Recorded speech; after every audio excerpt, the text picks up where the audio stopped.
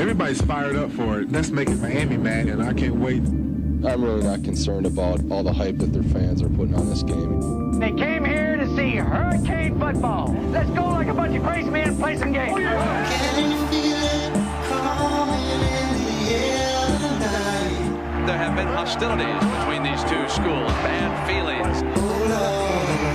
These two teams still don't like each other. It has come down to this play. 45 seconds to play. Notre Dame 31, Miami 30, and going for two. Incomplete. Nearly 3 decades later, the names have all changed, but the impact of this game has not. Delivers a dart, intercepted. Look out! Trajan Bandy, the true freshman. We got the truth again.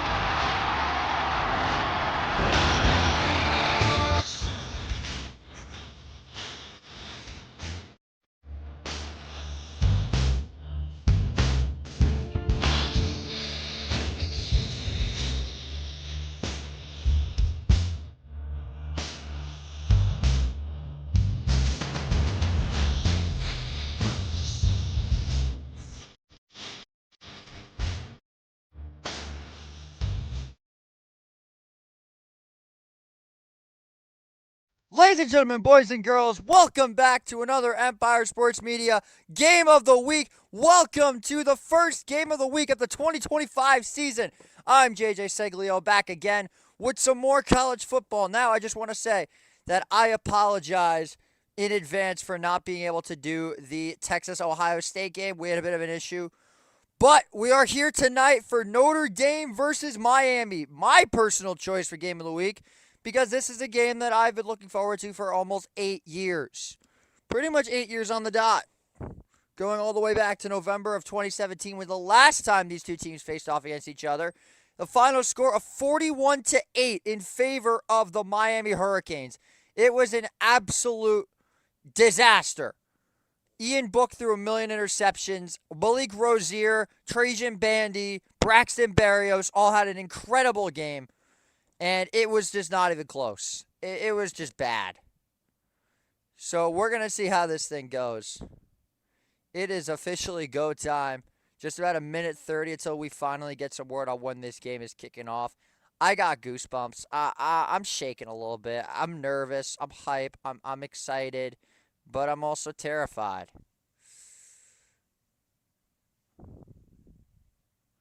I'm nervous. Yeah, so I just got to text my color commentator. It's not going to be here until 8 o'clock. That is okay. I can hold the fort down for now. But, yeah, I'm just sitting here, and I'm shaking. I got goosebumps. I have goosebumps for this football game. I mean, I'm shaking right now. I got goosebumps. This is going to be one hell of a game. Like, my leg has not stopped shaking for the last, 10 minutes. Like, this is it. Like, this is the moment I've been waiting for forever. Fighting Irish are back, and they get to open up against Miami. It's actually a beautiful thing. If you guys want, the chat has opened up. So if you're going to say anything, come say what's up. And just enjoy the show, because this is going to be a great game tonight. I am super excited. This is a game, like I said, I've been wanting to do for 8 years now, and we finally get this opportunity. Unfortunately, though, it's at Hard Rock Stadium, which is a bit of a bummer. I was hoping it was going to be at Notre Dame this year. A complete sold-out crowd here in Miami, Florida. Hard Rock Stadium in Miami Gardens as the number 6 ranked runner-up of 2024-2025. Notre Dame Fighting Irish taking on the number 10 team in the country, the Miami Hurricanes, who had a near-complete season but just couldn't get it done in the end. And there you see Jimmy Johnson, former head coach and one of the ringleaders of the Catholics versus Convicts rivalry. Now, let me just tell you all a story about how this rivalry began. We began in 1985. Notre Dame was taking on Miami. Notre Dame was not a very good team at the time. Miami was much, much better. Miami decided to completely run up the score against Notre Dame. That's how the rivalry started. The final score was 58-7 was the final score. 58-7. It was an absolute bloodbath. The Canes just flat out embarrassed the Irish. It was trash. It was not fun whatsoever. That was how it ended. But fast forward just about 2 years later in 1987, Notre Dame is playing against Miami again in football. Notre Dame loses 24-0. Both teams were undefeated, but the only way we were going to beat them was in 1988. And sure enough, in 1988, that's where the rivalry started with the whole Catholics versus convicts trend. That was brought to you by Mr. Pat Walsh, a student at Notre Dame, who was nearly kicked out of school for it and faced some major consequences. But that shirt sparked one of the most heated rivalries in all of college football at the time. And Notre Dame ended up winning that game 31-30. The following year, they played each other again after Notre Dame went on to win the national championship in 1988. Miami ended up winning 1989 after Jimmy Johnson, their head coach, left them for the Dallas Cowboys. And then in 1990, Notre Dame played them one final time, and then the rivalry was canceled. Now, I believe that canceling the rivalry is one of the worst things they've ever done. But that was then. This is now. We've made it to the present, and here they come for the first time in the 2025 season.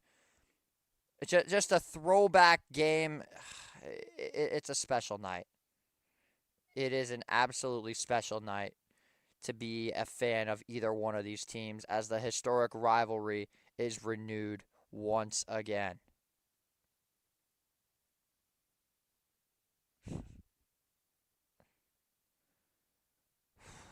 I'm shaking right now. Smoke clears, and here come the Hurricanes to make their way onto the field for the first time in 2025. It's a very different Miami Hurricanes team from past years.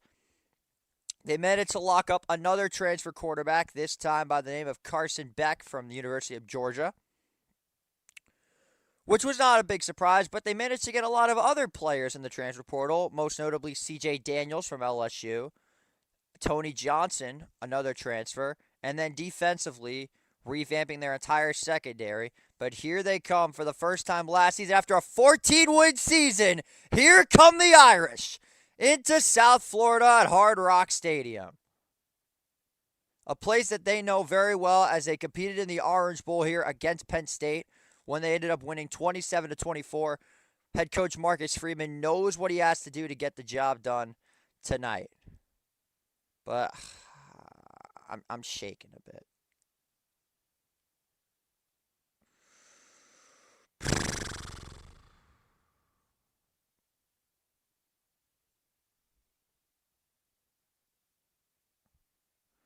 This is a battle. This is an absolute battle. And I would brace yourselves a little bit.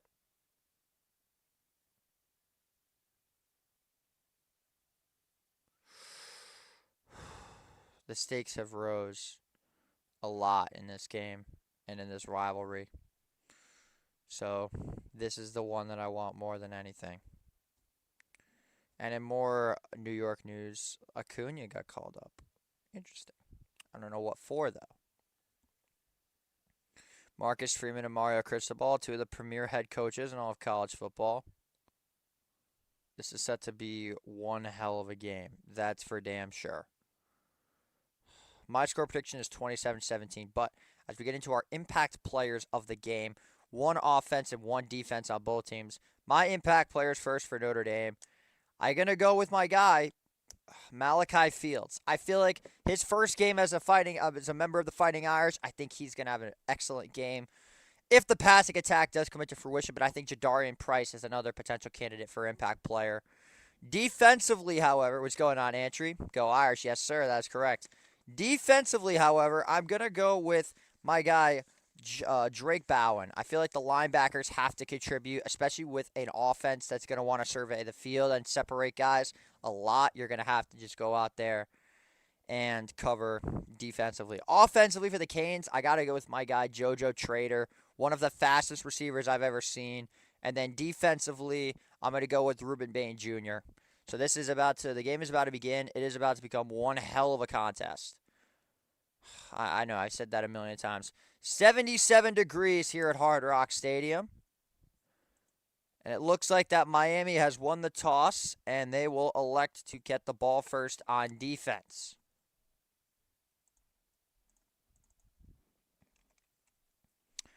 You could feel the buzz right here in this stadium.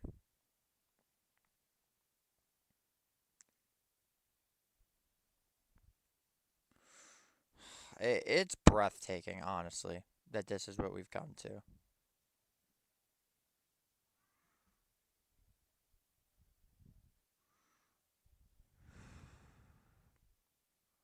What's going on, Mikey? Hope you're doing well. Leonard Moore, that's another really good impact player.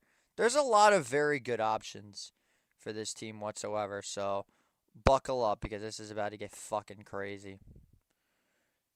This is taking forever just to even, like, can we start this off? Yeah, Mikey, that's my exact prediction. Price looks so jacked. Yeah, he really does. Just hoping for no spoilers. Oh, wait, I had backwards. So it looks like Notre Dame will be getting the ball first. An early test for C.J. Carr. It is actually pouring out. Holy smokes. Why is it raining so bad in Miami? Jesus Christ. But yeah, Miami will get the ball at the half. But Notre Dame is going to be getting the ball first as Brett Auburn comes set to kick it away. For the first time in 8 years, Notre Dame and Miami taking on each other at Hard Rock Stadium. Auburn sends it into the Miami sky, and we're underway. And that's going to be into the end zone for a touchback. So, as we take you through, a lot of the impact goes down to C.J. Carr. But before we do that, let's just take a quick little dive in at the Notre Dame starting offense, with C.J. Carr leading the helmet quarterback. At the running back is obviously one of the best in the business, Jeremiah Love and Jadarian Price. Malachi Fields, Jaden Greathouse, and Eli Raridan fill out the core with Anthony Knapp, Billy Shroud, Ashton Craig, Sullivan Absher, and Emil Wagner as the members of the offensive line. As here we go. We're about to get this game underway. First down and 10 at the 25-yard line. Carr. Quick snap, fires. It is a low throw. It goes to, it looks like that's Jordan Faison, but he's brought down immediately by number 29, O.J. Frederick Jr. So they're already trying to get C.J. Carr to start throwing the ball. I'm not sure how I really feel about that. Either way, though, it's second down. Yeah, I know. It's a little bit behind, so bear with me for a moment. Yeah, let me just get that set up.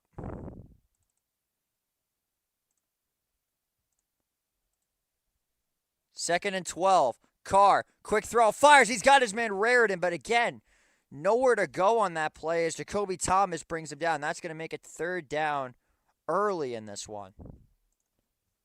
That looks like this Notre Dame offense reaching a little bit of a roadblock here in this rain conditions. Third down and about 8 to go for Notre Dame. I assume so. Third down and 7 for the Irish. They did start off very slow against A&M, so keep that in mind. Raridan in the backfield.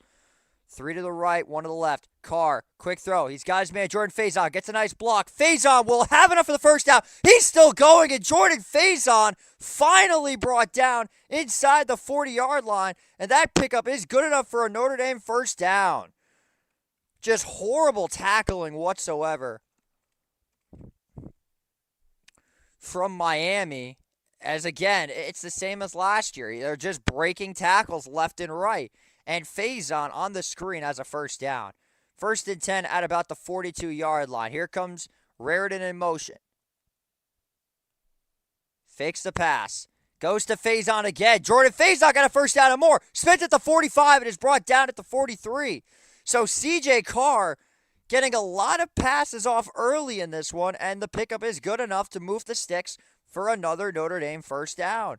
And they're going tempo, which I do like to see from Notre Dame's offense. But now Faison comes off the field finally. I would start running the ball if I was them. Last year he had 30 catches, 356 yards with 1 touchdown. Primarily used as a slot guy. There goes Love in motion. Carr. They give this one to Love, and he's going to be brought down after about maybe a yard by big number 9 for the Hurricanes. Big 99. That's Ahmad Moten. So as we now take a look at the Miami Hurricanes defense, it is very well rounded with a good amount of talent, that's for sure. As, let me just get the graphic up. Akeem Mesidor, Ahmad Moten, Justin Scott, Ruben Bain Jr., with a very solid linebacker core of Wesley Basant and Muhammad Tor, and a very well-rounded back five from the portal. 2nd and 9. Carr steps up, fires. It is dropped by Love. Nearly had it, but it is incomplete as Keontae Scott with the PBU on that one. And it's 3rd down and 9 with 11:55 to go. Tight window throw. Yeah, that's nearly intercepted, but Love's got to come down with that. Yeah, Love, you got to make that catch. 3rd down and 9 with just under 12 minutes to go in this one.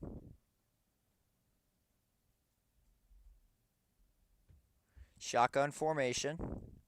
Carr evades the rush, rolls out to the left. Carr got to do something. Still has the ball, floats it down the field, and it's incomplete. And the Miami defense gets a much-needed 3 and out, and that'll send out the punt team for the Irish. Ruben Bain Jr., the guy that I talked about in pregame, getting back there early. The mismatch on Anthony Knapp, and it's 4th down just like that, and that's going to send out, like I said, the punt team. Although Marcus Freeman is known for being an incredibly ballsy coach, I don't see him going for it here. Yeah, they're punting this. There's no way they're going for this. Ain't no way. Yeah, that's going to send out James Rendell, Malachi Tony, and wait a second. We're going to have a timeout on the play, and it's taken by Miami. It'll be their first timeout of the game. So, yeah, I mean, I'm a little bit surprised there by them calling a timeout. I mean, they had them right where they wanted, but overall, I'm not liking what I see so far from the offense, as there's the first timeout taken by the Hurricanes. 4th down and 9 coming up. We'll be right back in 60 seconds.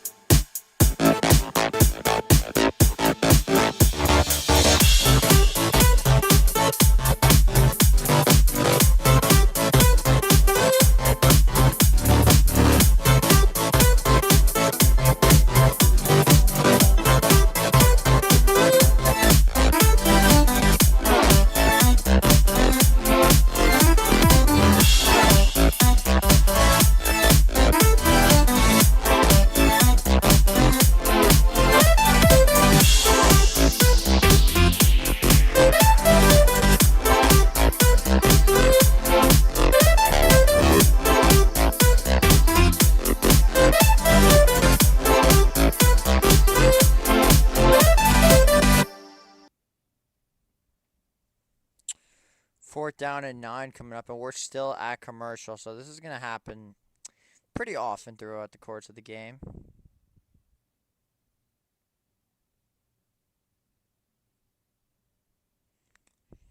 I did not like that whatsoever. He is pretty elusive, but the pass blocking just ain't there. So we're gonna have to see something better from there, because I didn't like getting the ball to start, honestly. I personally would have started on defense, but hey, it could go a lot of different ways. We'll see how the rest of this game goes, though, but not a great start for the Notre Dame offense. As they'll most likely have to punt it away, because there's no way they're going for it on 4th and 9. It's just not happening. Oh, well, what can you do? Jeez Christ, these commercials are actually taking forever. Good God.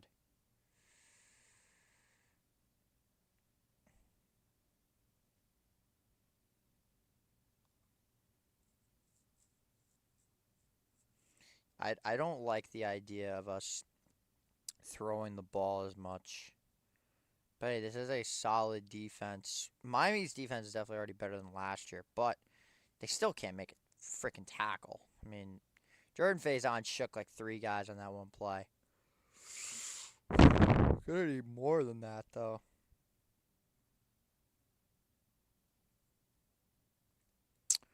As we're finally back from commercial break. Jesus Christ, I thought that was never going to end. As here comes Zach Rindell on to punt this one away. Taylor back to receive.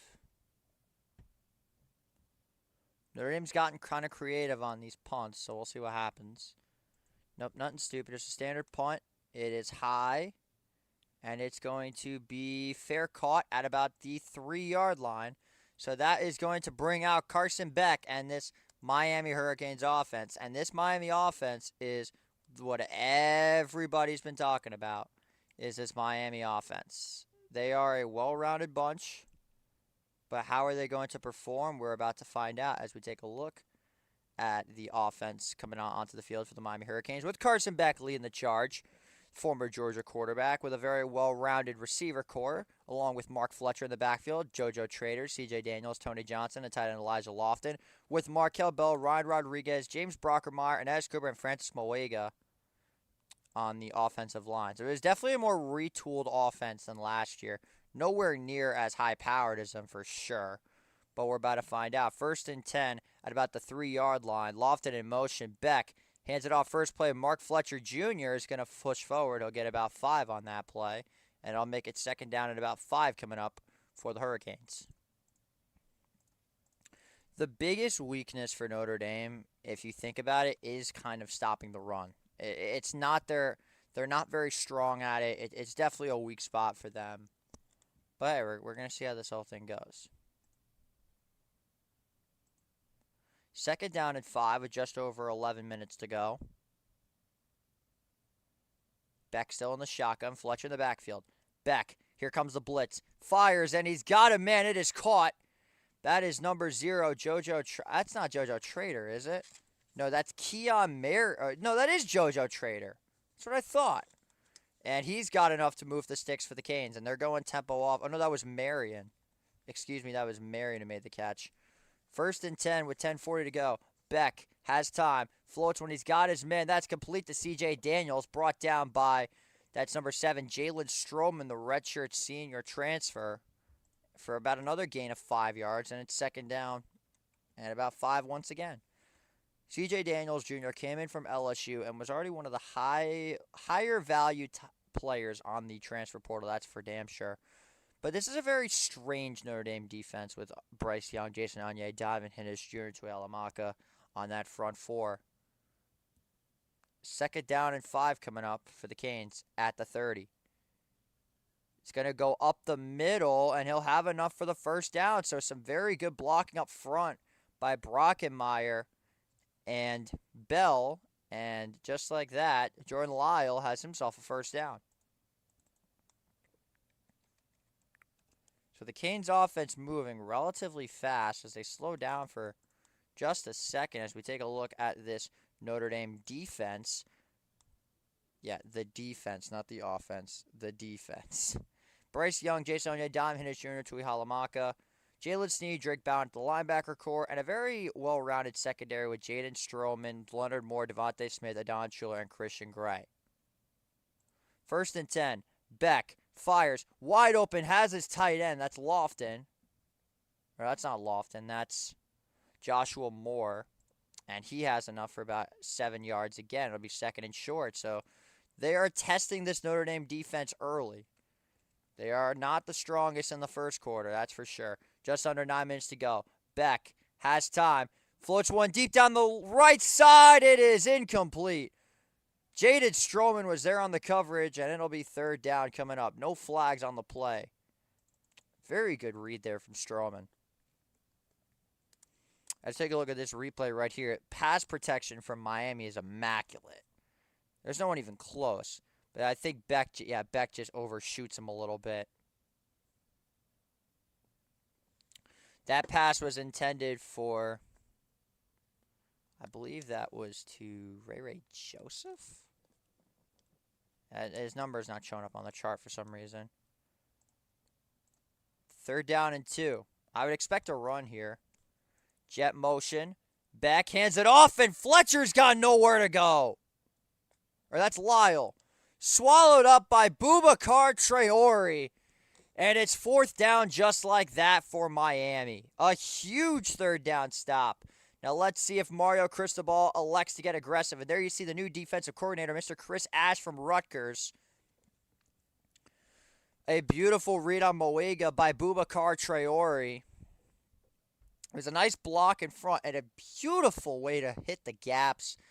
And just like that, a huge third down stop for this Irish defense. And that's going to send out the punt team. Thankfully, Bryce Young didn't try to kill somebody on that one. It's going to be fielded at about the 15-yard line. A broken tackle by Jordan Faison, and he'll be finally brought down at the 23 with just about 8 minutes to go in the first quarter. And that's going to bring out the Notre Dame offense once again. We've played through just about 7 minutes. Both defenses making a stand. We'll be right back in 60 seconds as you're watching the Empire Sports Media Game of the Week.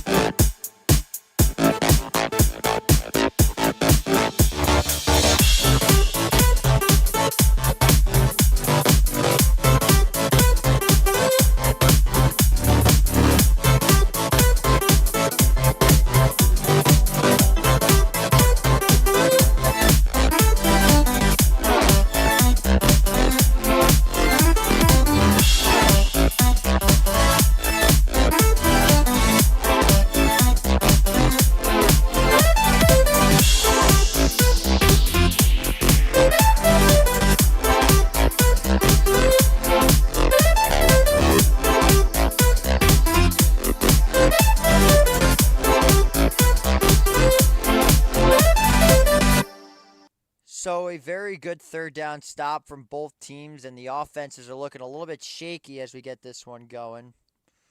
Just a little bit of an update for you guys on what is going to be happening over the next few weeks. We do have our games of the week announced. Starting off in the NFL with the Ravens taking on the Buffalo Bills, but also in the college landscape next week, the Michigan Wolverines heading up to Norman to take on the Oklahoma Sooners. That's going to be one hell of a game. I personally cannot wait for that one. And then after that is Texas A&M versus Notre Dame. And then that week in the NFL is the Tampa Bay Buccaneers versus the Houston Texans. I'll tell you what, Chris Ash looks really good in that jacket.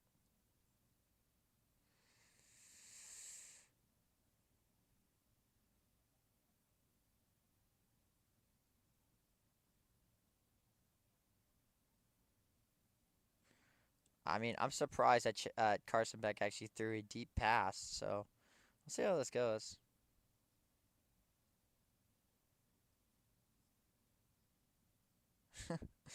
Georgia fans are already getting in my mentions about Carson Beck because they hate this man so much. Listen, as you should. You should despise that man with every flesh and bone in your body. I, for one, cannot stand Carson Beck. He has a punchable face, I guess. I don't know.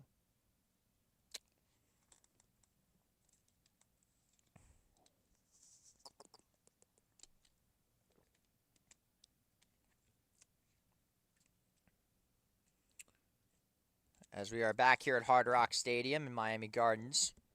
8 minutes ago, Notre Dame has the ball back on offense, and let's see how this one goes. Jordan Faison has been the key factor for this offense so far. Not much seen from Jeremiah Love. I would hope they start getting him the ball on this drive. First down and 10 with 8 minutes to go. Raritan goes in motion to the right side. Carr in the backfield. Has space, fires a screen pass to Malachi Fields, and the ball is out, and Miami's got it. The worst possible start you could have on that play. Justin Scott recovers the ball, and just like that, it took one play on the second drive. Miami, congratulations, because Notre Dame, you've just fucked the ball.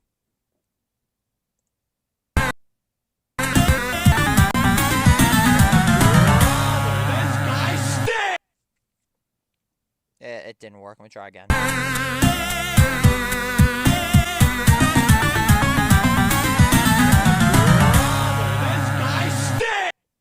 There we go. The worst possible start to the game for Malachi. Oh, that knee might be down. I think that's a fumble, though. I think this ball's going the other way. Yeah, that ball's out. A perfect start for the Canes defense, and it's already looking like a repeat of 2017. Stop throwing screen passes. It's not working. Jeez, why are we getting so conservative to start the game? Giving Notre Dame's defense all the pressure in the world to start this one. 1st and 10 at about the 24-yard line. Beck in the shotgun. Steps up, goes deep down the right side. It is incomplete. It was intended for number 10 on the Hurricanes. That is Malachi Tony, I think is how you say his name. He didn't show up on the chart for some reason.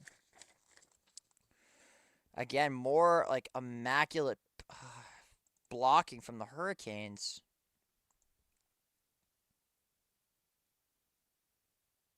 It looked like Christian Gray might have got away with a little bit of pass interference there, but hey, we take what we got.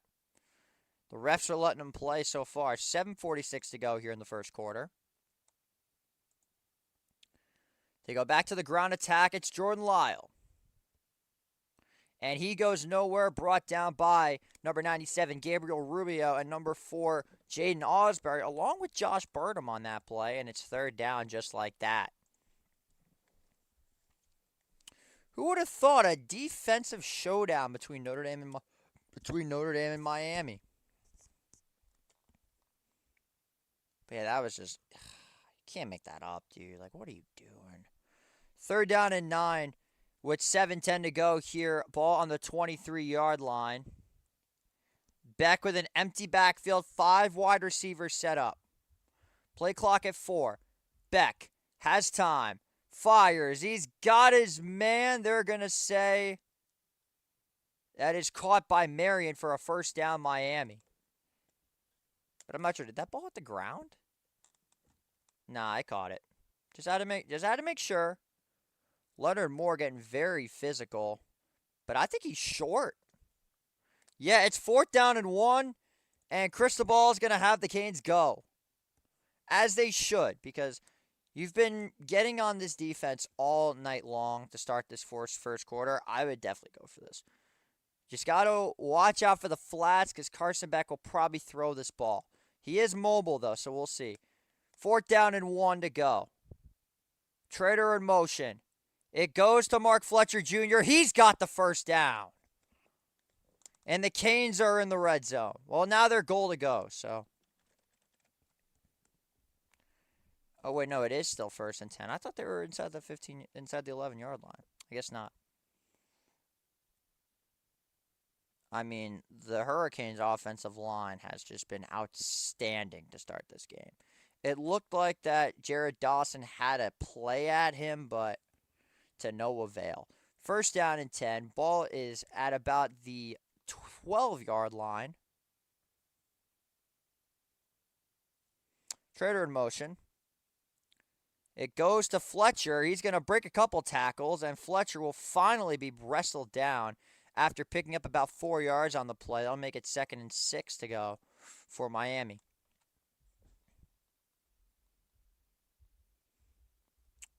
But yeah, I don't understand why you're not utilizing your best guy.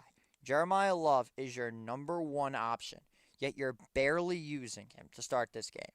1 carry for 2 yards. I don't understand the logic behind Denbrock's game plan so far. I guess he just wants to get CJ involved. 2nd down and 5. Ball is on the 8.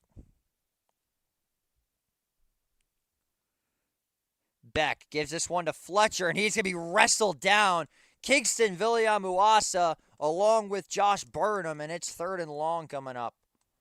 Pretty sure that's a loss of at least 3 yards on the play. It should be about 3rd and 8 coming up for Miami.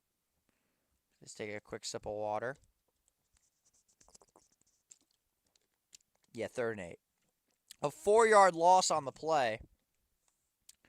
And now is where you have to be expecting them to throw. They've been utilizing the middle of the field very often. That's why I said the linebackers are key in this game. Miami was 56% last year on 3rd down. It led the entire FBS. Trader out wide. Beck, here comes the blitz. Fires, pass is tipped, and it's incomplete.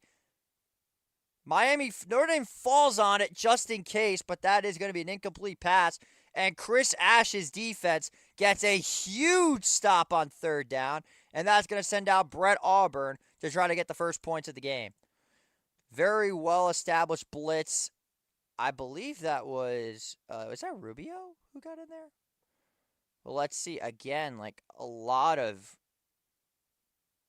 of contact so far from Notre Dame's defense. Refs are letting them play. Here's Brett Auburn. Or no, that's Carter Davis. Why did I say Brett Auburn? He's 4 for 11 in his career, but this should be an easy chip shotter. From 28 yards out, snaps up, kicks on. Oh, that's a fake! What the hell is going on? And he's run out of bounds, and Notre Dame with a huge stop. And Marcus Freeman loves it. What on earth just happened in this one? I don't know what just happened, but Miami, you've just fucked them up. What was that?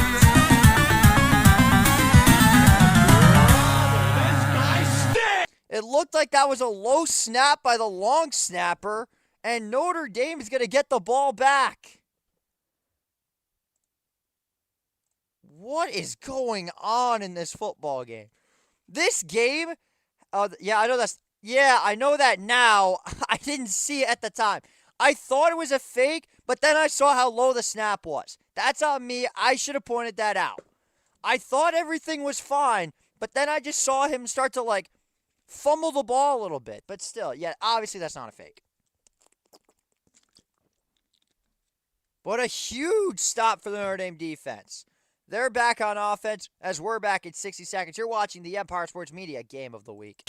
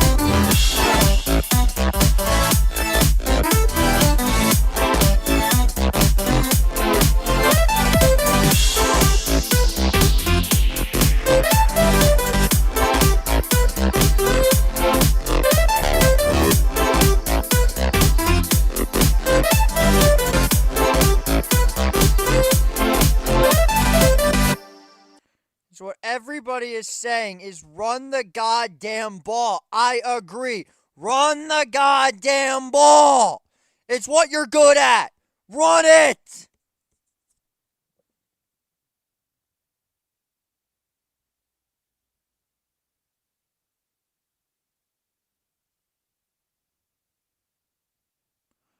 Jesus Christ.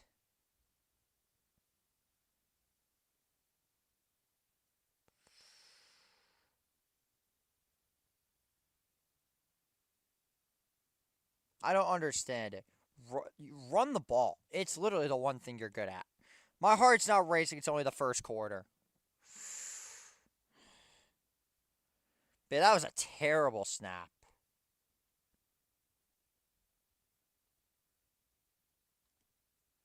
That was big.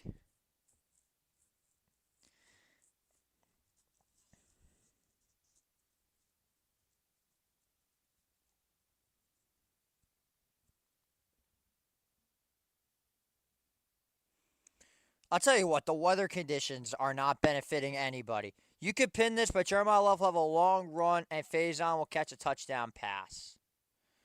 If it happens, I will pin that for sure. But, man, what a weird start to a football game. Wait.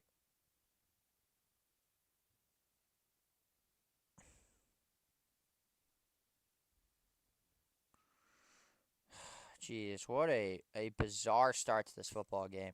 First down and 10 with 3:53 to go. Irish with the ball inside the 20, at the 20. They're finally coming out with Love in the backfield.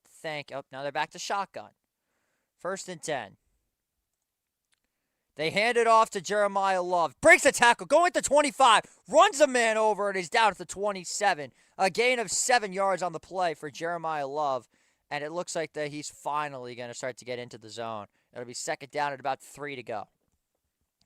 Jeremiah Love having a long run does happen in almost every single Notre Dame game. So I wouldn't be shocked. Or correction, second and 2 to go for the Fighting Irish. Carr in the backfield with Love. Faison spread out to the slot. Second and 2. They give this one back to Love. Pushing forward, fighting. He'll gain about a yard, and it'll be third down and 1. See, last year, we all know what the play was. A quarterback sneak with Riley Leonard. This year, it's going to be a little bit different as Akeem Messidor makes the play on defense, and it's third down and 1. I would just run this ball here again. Again, you're not in the position where you can just run a QB draw like you were able to last year, but you should be able to at least do something. Third and 1 with 2:45 to go. Love remains in the backfield. Carr out of the shotgun set. Heavy package. Carr. They try to run the draw. It's blown up. David Blade Jr. with a perfect read on that one, and the Irish are going to have to make a decision here. It's fourth down. Somebody must have missed their block here. They think he's Riley Leonard. I believe, yeah. It's the new right guard, Sullivan Abner. Completely misses the block here. It was blown up from the start. Completely missed the block. And Blade was he was just left wide open. I mean, what are you doing? So it's now fourth down and 3 coming up, and then I'll send out the punt unit once again for the Irish. It's a high one as Rendell boots it deep. And it'll be caught at the 30. So the Hurricanes will take over once again on offense with 1:46 to go in the first quarter. This is what happens when the rain becomes a factor. And for those that cared at all about the Phillies, they're up 1-0. Texas beat Ohio State. What? Who said that? McDonough? Jeez, that's rough. So here comes Beck in the offense with 1:46 to go. Just make sure, is my mic audio good enough? I got to make sure that everybody can hear me. Check 1 2, check 1 2, check 1 2 3, 1 2 1 2 3, 1 2 3. Beck hands it off. There goes Mark Fletcher up the seam. Mark Fletcher, the broken tackle. He's down to the 45. And he's got himself a new set of downs for the Canes. And this is what Notre Dame can't afford. Mesh got made the playoffs. Anything can happen there. Yeah, that's true. But I don't even know if they're going to make it. Yeah, it feels like Marcus Freeman is trying too much to do what he did last year. This is a new quarterback, and have to realize that. First and 10. Beck gives this one back off to Fletcher. Fletcher going to fight forward for about 3 yards, being brought down by big number 95. That is Bryce Young, the sophomore, who had himself an incredible breakout season last year as a freshman. Miami rushing in between the tackles at 76% last season, second in the FBS, only to Baylor at 77%. So now second down and about 8 coming up for Miami. Or second and 7. Back, high snap, goes the screen pass, and the ball is out! But they're going to say incomplete with 34 seconds remain. Bring spread up. Yeah, I agree. Was this a backwards pass? Let's see. It's a low throw. Third down and 7 with 34 seconds to go. Yeah, it looked like it just happened to be incomplete. On this app, I was able to finally set up a chat, so now I could read everything. And it's actually like part of my screen for once. Third down and 7 now for Beck and the Canes. Blitz coming. Beck fires, got his man. It's a first down Miami. He goes back to Malachi Tony, and they'll move the sticks.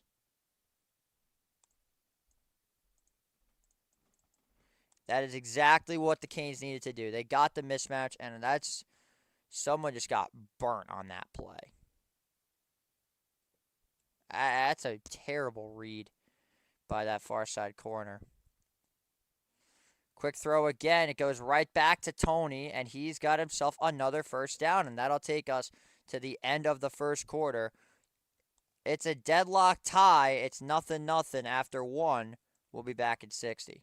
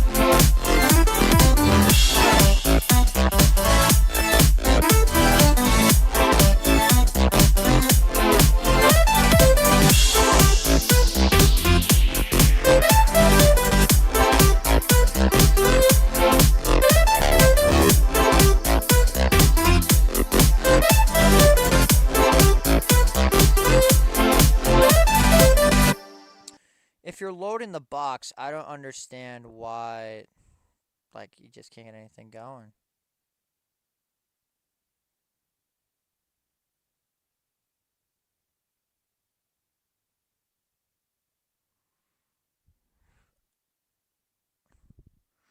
That was a embarrassing first quarter.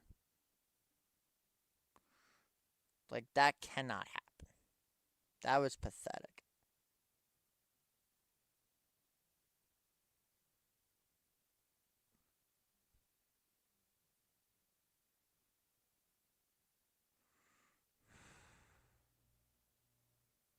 Clean it up.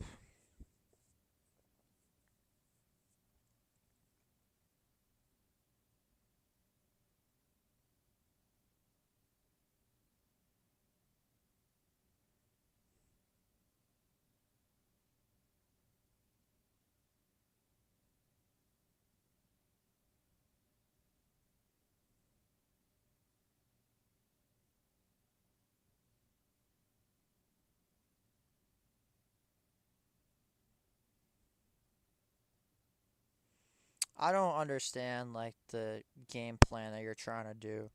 You have to run the ball against this team. And not the BS that you were trying to do earlier. That was not working. I'm sorry, it just wasn't. Like, I didn't understand it.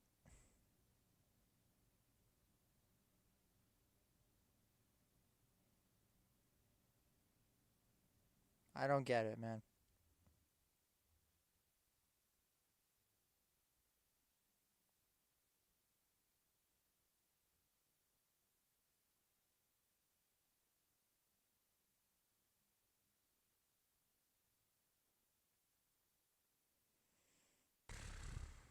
Gotta get something going.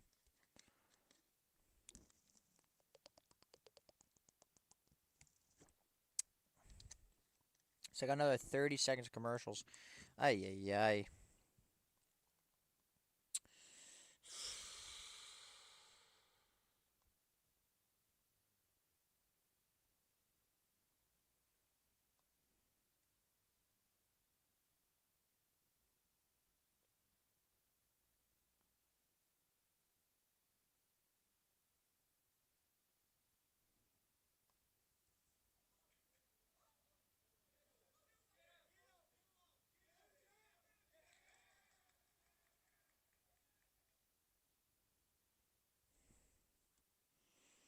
I just don't know why the defensive line is playing so goddamn soft. It's not a good look at all.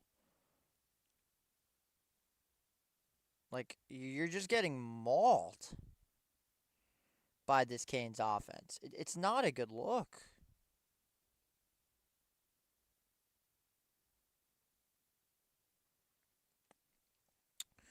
First down and 10 as we begin the second quarter of action here. No score after one here on Empire Sports Media. This is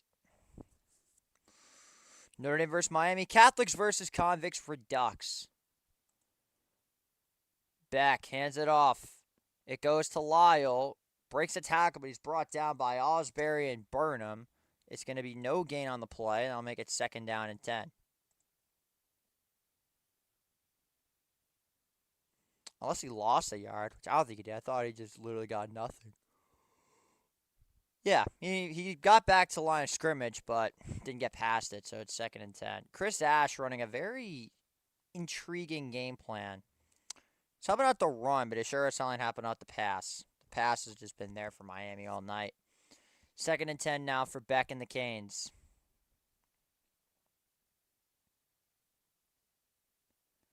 Beck goes deep down the right side. It's broken up, and what a swat by Christian Gray. But he looks shaken up. Made an incredible play. And just like that, Notre Dame has already gotten a guy injured on the first game.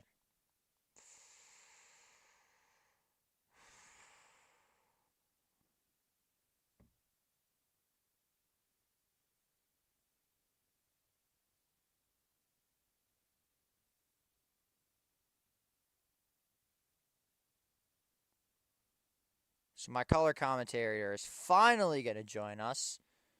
It took a very long time, but it's okay.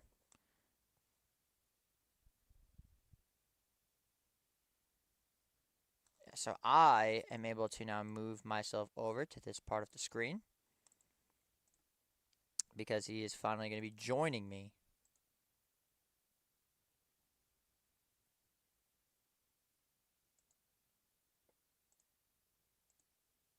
So let's get this sent out.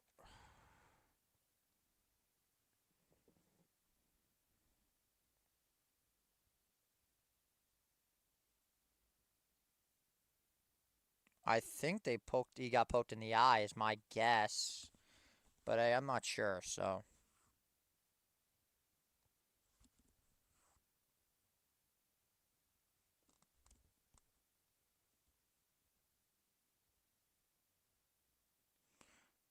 I'm actually, genuinely impressed with how well that this Miami offensive line has been playing, because they've been unreal.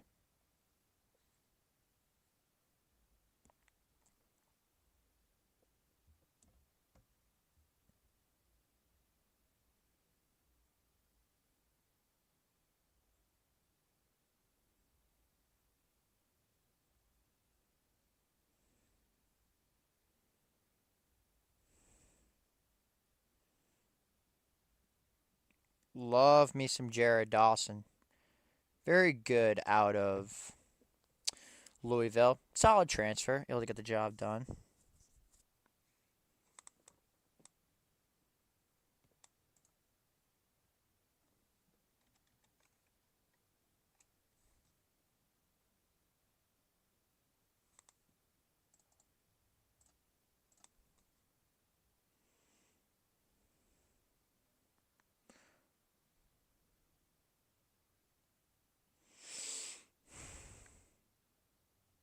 God, I hope Christian Gray is all right.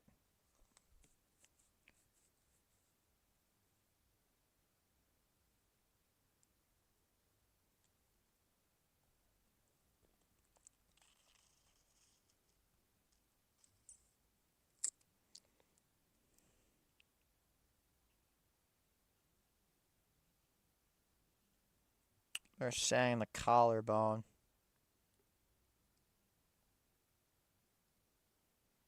Or it could be a concussion.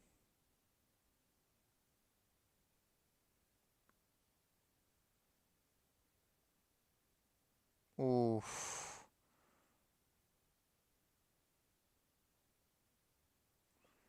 That's a collarbone. That is definitely a collarbone.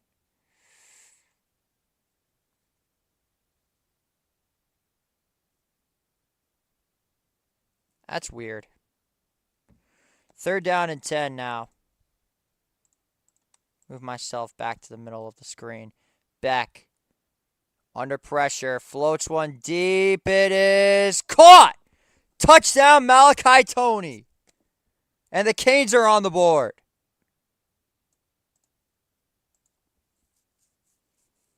Didn't even mention this guy on the chart. Why is everybody just not looking at this dude at all? Such a lucky throw. Whatever. Why does that color look burnt orange?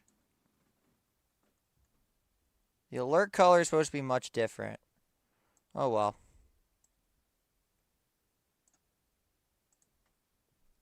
Extra point by Davis is up, and it's good.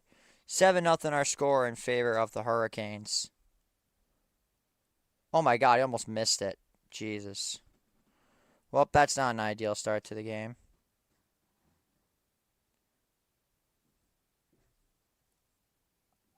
I mean, he literally throws right at the freshman corner that just got subbed into the game. Because that's what happens when you're missing your number one corner. I mean, they always get injured, so I'm not even going to sit here and act surprised. That's just a good ball by Beck.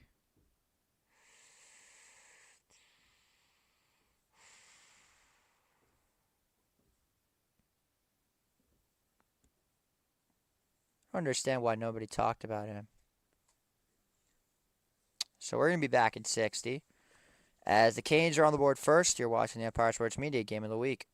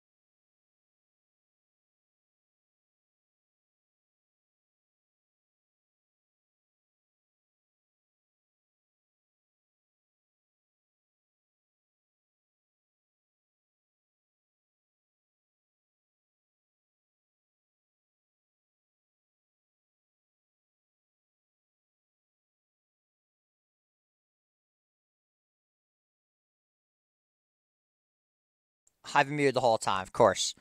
1st and 10. Carr, they send the blitz, fires, left side. He's got Jeremiah Love. He'll be brought down at about the 14. Stop throwing the ball. You have the best running back in the country. Use him. Why does Mike Denbrock have to be the most frustrating coordinator on the first game of the season? I get it. They're schemed against him. Run a stretch. They load the box. The outside is wide open. Use your running back. 2nd and 7, 13:26 to go. Finally, they give it to Jeremiah Love. Fights forward. He'll pick up about 4 on the play. It'll be 3rd down and medium. I get it. They game planned against him. That's going to happen. But Corey Hetherman clearly is turning this Miami defense into an actual good unit. And if they end up playing like this, I mean, who knows? We might be seeing this team in the playoffs. 3rd down and 4. Coming up for the Irish. Carr has time. Fires. It is dropped again. Intended for Jaden Greathouse, and the Irish offense goes 3 and out for a 3rd straight drive. What the fuck are we doing? I don't understand at all the logic of some of these. That play is probably the most realistic one yet. This offensive line just get destroyed. I mean, good God. Maybe this is why I hate coming to play at Miami. I much rather prefer this game as at South Bend. But hey, I can never get what I want. 4th and 4, and the punt's away again. It's a high one. It'll be fielded at about the 33. Another fair catch and another 3 and out. Miami now up 7-0. 12:33 to go in the game. In the second quarter, excuse me. Are we finally going back to a commercial? I would think so. Yeah, there it is. We'll be back in 60.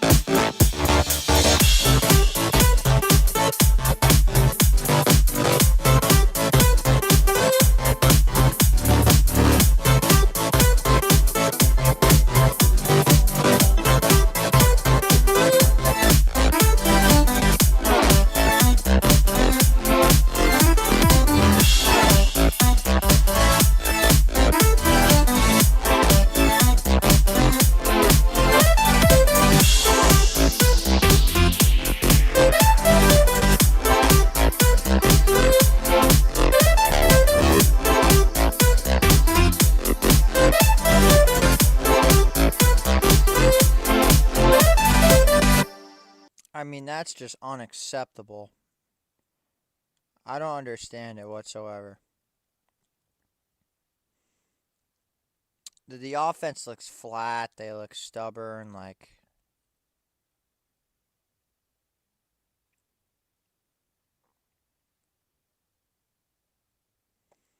I don't understand why there's no rhythm whatsoever.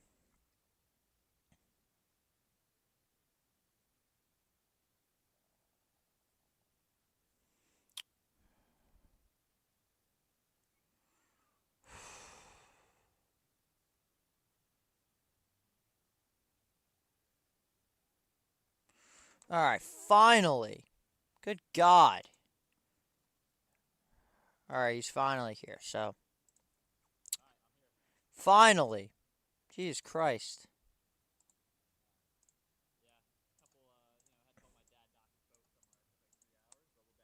That is okay. Ladies and gentlemen, I would like to introduce to you my color commentator, Mr. Ryan Bell. Welcome in. Hello, everybody. Hello, hello. I just want to say right now is that I am pissed off. The way that this team Yeah, is I- playing right now is unacceptable. Give me my Terrible. phone's been dead, JJ. So what? Give me like a little 30-second rundown. Let's go. What's All going right, on? so it is a absolute torrential downpour in South Florida, which benefits the Hurricanes clearly because both teams went 3 and out on offense. Well, Miami was in position for going for it, but on 4-2 they punted, and then Yeah. Notre Dame fumbled. Yep. Canes picked it up, had a chance for a field goal, fumbled the snap, Mhm. got the ball back. Christian Gray got injured. Miami targets Carson Hobbs, the freshman, and scored on the first play that he was on the field on 3rd and 7. So at 12:33 to go, Canes up 7-0. How's Carson looking at QB? Carson's looking okay. He's Okay. definitely I mean, I'll tell you what, our secondary has just not been playing that well at all. But we'll see how this goes now. 1st down and 10. 12:33 to go in this one. What you munching on? I got some chicken and pasta. Love it.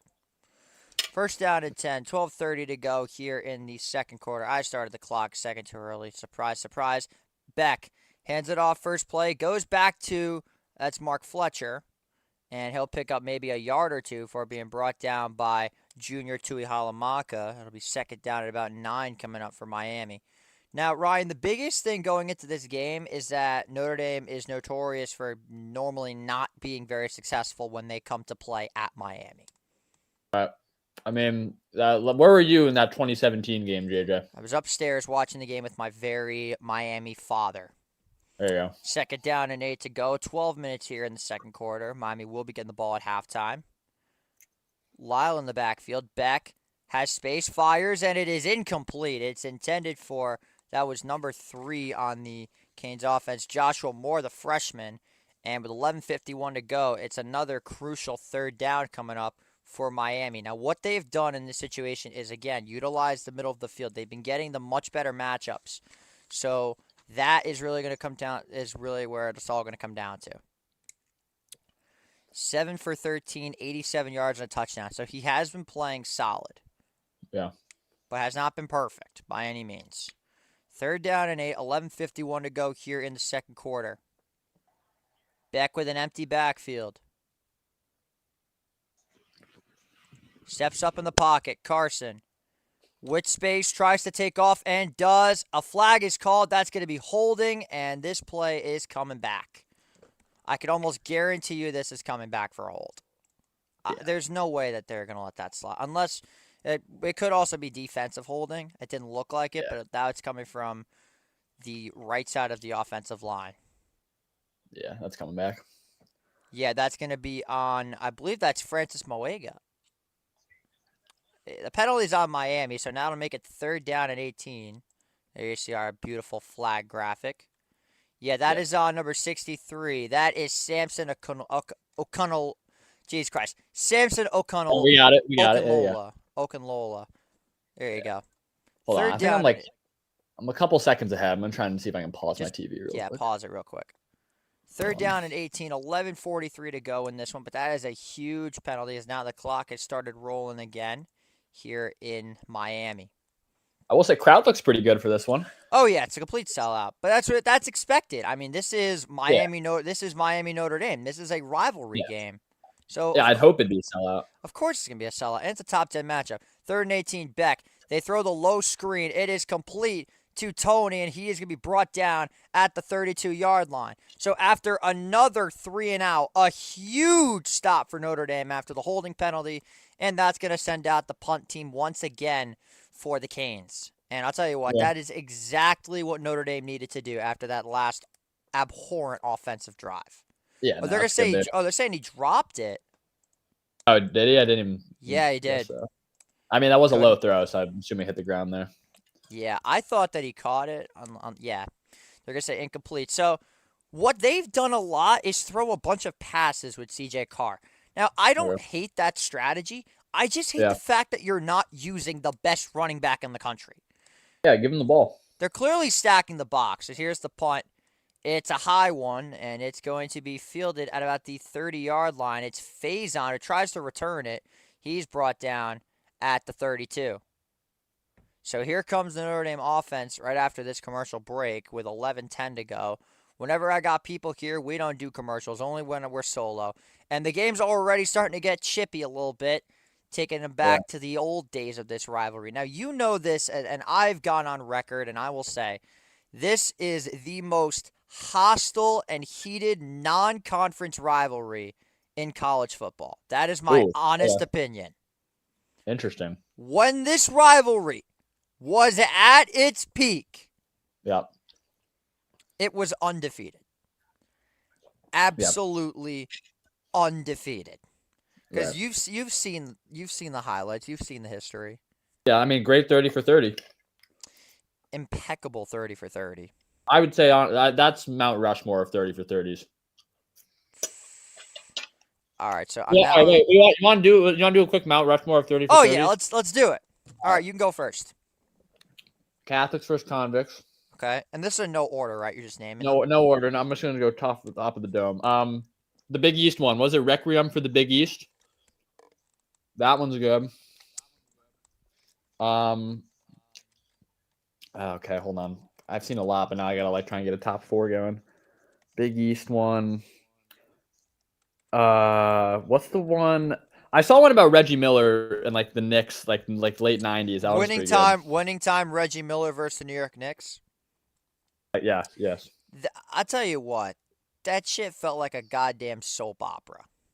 Yeah. The way that I mean, I thought it was entertaining, and then rounded out. The 5 Slamma Jamma one's pretty good. I like that one. What about you? All right, so I'm going to go with All right, in no order, Catholics, convicts. Yeah. All right, so I got to know, does this one count as a 30 for 30? Because I'm going to say OJ Made in America. Does that I don't know if that counts. I'm going to say no. All right, okay. Second, let's go with. I'm trying to think. I've watched a bunch of 30 for 30s, but I've watched no 30 for 30s like I've watched Catholics versus convicts. I've watched that 30 for 30 at least 100 times. Yeah, as you should. Yeah, so I'm gonna go with Big East one is definitely up there. Let's go with as much as I hate this team, I'm gonna give some serious credit to the U. The U was a very good 30 for 30. Okay, yeah, that's good. Not a fan of them at all, but it was good. Also, I'm gonna go with. Yeah, I'll go with Pony Express. Instant classic. Yeah, I forgot about that one. Yeah. Instant classic. And then finally, we will go with. Drawing a blank on this one. Oh, 4 days in October. Anyway, 1st and 10. They give it to Jadarian Price. Breaking tackles, and he's going to fight forward for about 2 yards. And I'll be second down. What the hell? I was about to say, what the hell just happened? Did your screen just go to black for a second? My screen cut for a little second there too. Yeah, that's weird. I'm looking it up. Someone like the Fab Five one. I mean, that Fab got all Five, the good memes. yes, that's a great one. That got all the good memes. Soft, pretty boy. You know, those are some good clips. Yeah, overrated. Yeah, that one. Yeah. Second down and 8 coming up now for the Irish. Carr. They are going to run the QB draw. CJ Carr fights forward for 6. They're treating this guy like he's Riley Leonard. It's pissing me off so much. He's a different quarterback. Does he have how many carries does Love have right now? Love has like 3. They're not using him. It's pissing me off. Yeah. Third down and 2. I mean, let's see. You can't run the ball now. It's 3rd and 2. Miami's Chris Heatherman has been stacking the box all game, and here comes the blitz again for the Canes. Oh, they got 7 in the box. Yeah, if they run here. And it's going to go to Jadarian Price. He's got it. Okay. He's got it. That's a first down. There's no way it's not yet. Give him the first down. Yeah. New set of downs for Notre Dame, just like that. There you go. Let's keep it going like this. This is my type of... Run the rock. Like I always say, 4 quarters of you football. Run the goddamn ball. That's one of my favorite lines ever. Who said that, by the way? Run the goddamn ball. I feel like now anyone could claim that now. But somebody started that trend. Yeah. 1st and 10. It goes back to Price. Jadarian Price with some speed at the 50, the 45. It is brought down at about the 43-yard line. And a new set of downs for Notre Dame. So how about this? About this? Jadarian Price being the one that's picking up all the yards. They're putting, let's see, they got their 4 guys. So Notre Dame and Miami run the same packages of defense. They both run a 4-2-5, which in my opinion is the greatest defense ever. I love it. That is completely biased. That is my favorite defense of all time. And a timeout taken by Miami. They're second of the half, and that'll stop the clock with 8:52 to go. So take us through earlier what happened between South Carolina and Virginia Tech. I mean, I was if you like low-scoring football, this weekend's been for you. I mean, interesting game. I was kind of switching back and forth between that and U.S. Open going on. But here's the thing. Nick Harbor, dog. I mean, that guy is something. I mean, we all knew about it from College Football 25 last year. And then if you don't know, now you know. That guy is a beast. The man has 99 speed in the game and in real life. Yeah, that was crazy. Lenora Sellers. I mean, there's a reason when we did our preview show like a week ago, I had South Carolina making it, I think, to the quarters or semis of college football. I didn't even have them making the playoffs, but that's just me. But I mean, I love Lenora, dude. He's a dog as well. Fair enough. But also, great scoreline though, 24-11. I mean, come on. That's not a scoregami though, ain't it? There was one. You see the one yesterday, the Penn State game. Yeah, against here Nevada. goes Price again, and now we're great. Now we're slipping and falling in the rain. Awesome. That is exactly what I want to see. Great. Yeah, he literally just slips. because the field is so wet. Gotta love that Florida weather. I hate it. Damn hurricane season. Second down and 9 now for Carr and the Irish. Price in the backfield. Raritan goes left, now goes back to the right. Carr has time, fires, he's got his man. That's a first down. I believe that's Cam Williams right there. No, that's not Cam Williams. That's, oh my God. That's 14. That's a first down, though, for Notre Dame. Micah Gilbert. Micah Gilbert. Oh my God, I haven't heard that man's name in all year. He didn't show up on my he didn't show up on my depth chart for some reason. I don't know why. Okay, so clearly my depth chart is wrong, and our lads is just going off of like the preseason depth chart. So that's gonna need to get fixed. My apologies for how inaccurate my depth chart's been. First down and 10. Notre Dame finally getting some resemblance of offense.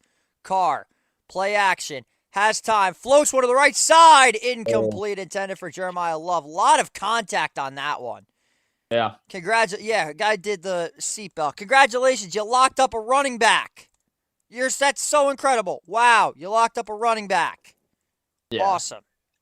I like the wheel route, though. You get that going. I mean, yeah. It's a good throw by Carr. Yeah. But that pass was broken up by number 1 on Miami, who also doesn't show up on my chart unless the numbers are inaccurate, which probably is the case. Go figure. Second down and 10 with 7:27 to go here in the quarter.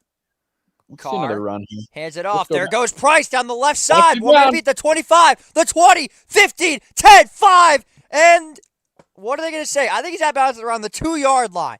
A huge run. A huge run for Jadarian Price. And it's first and goal to go for Notre Dame.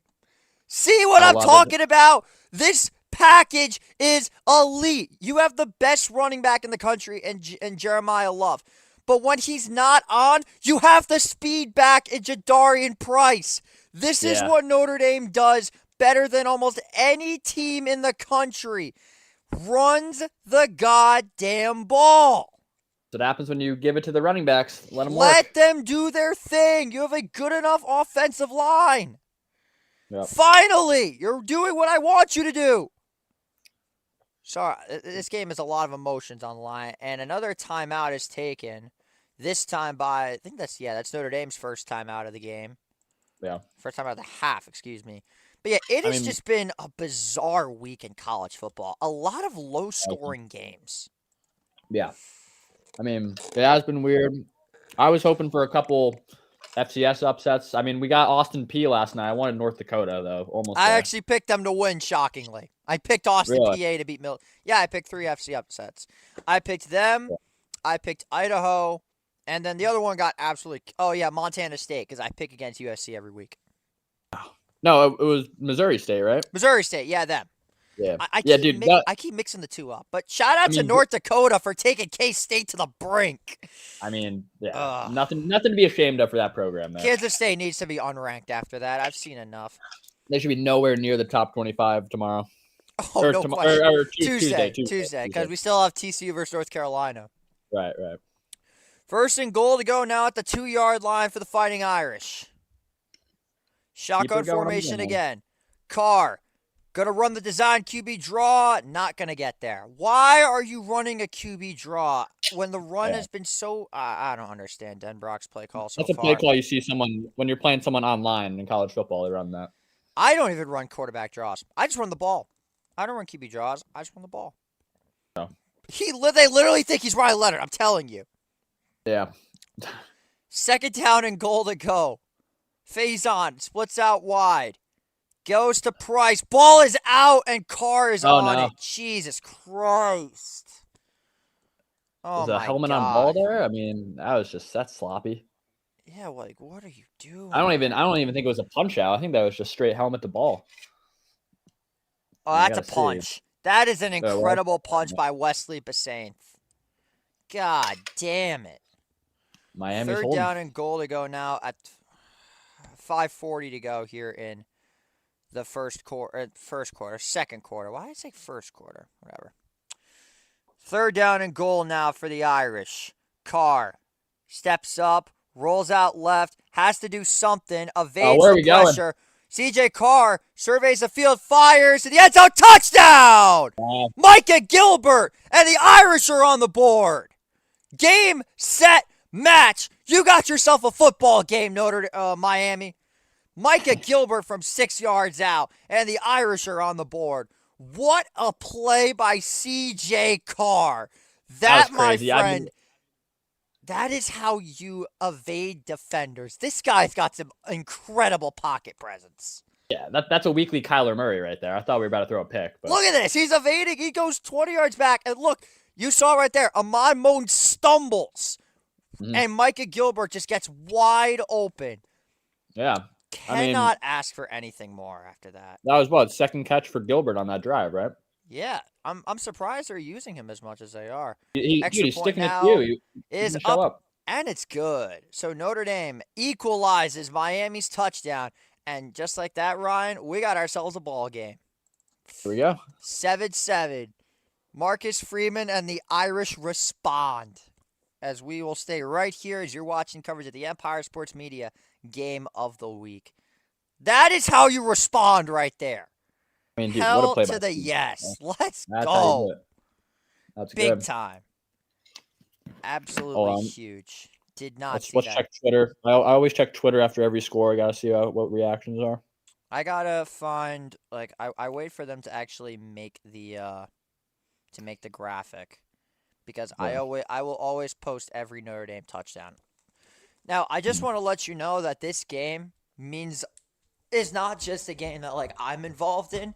This is a game that means a lot to everybody in the Seglio house because while I'm downstairs, the Canes fans are upstairs.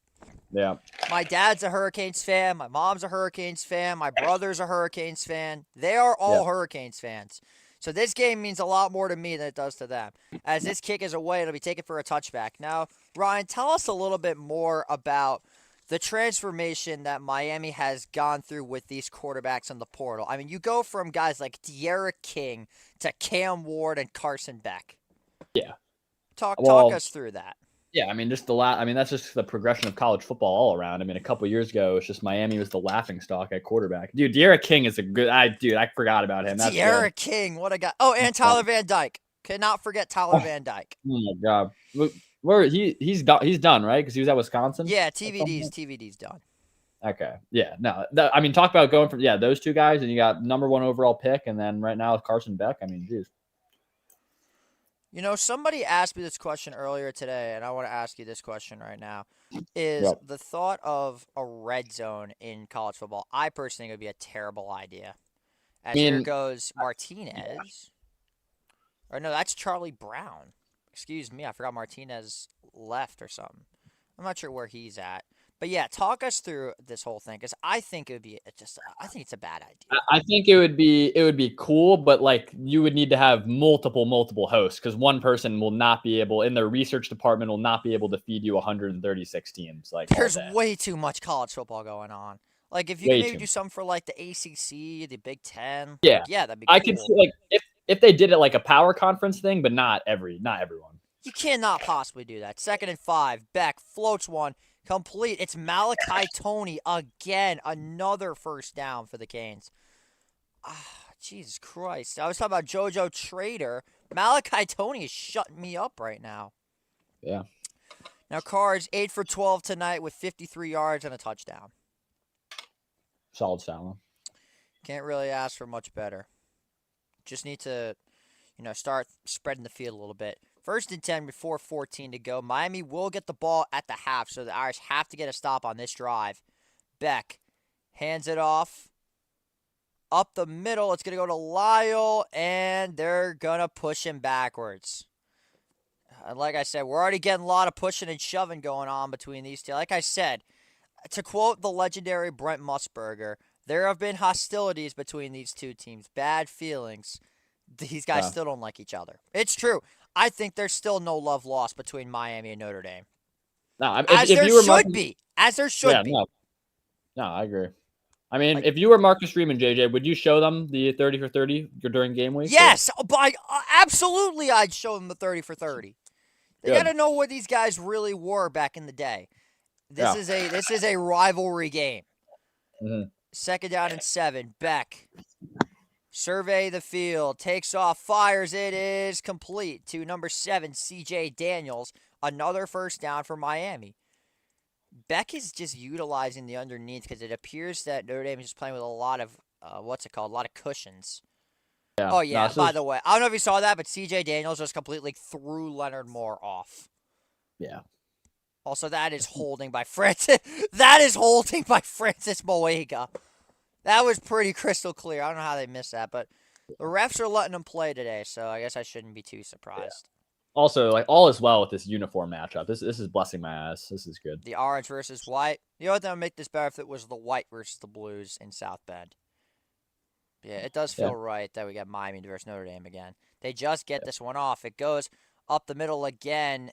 I believe that was Brown who got the ball. Or no, that is Brown. He's brought down immediately by Jason Anye. It's going to be second down, about 9 coming up for Miami. But yeah, the biggest thing about Notre Dame this season was losing their defensive coordinator, Al Golden, to the Cincinnati Bengals.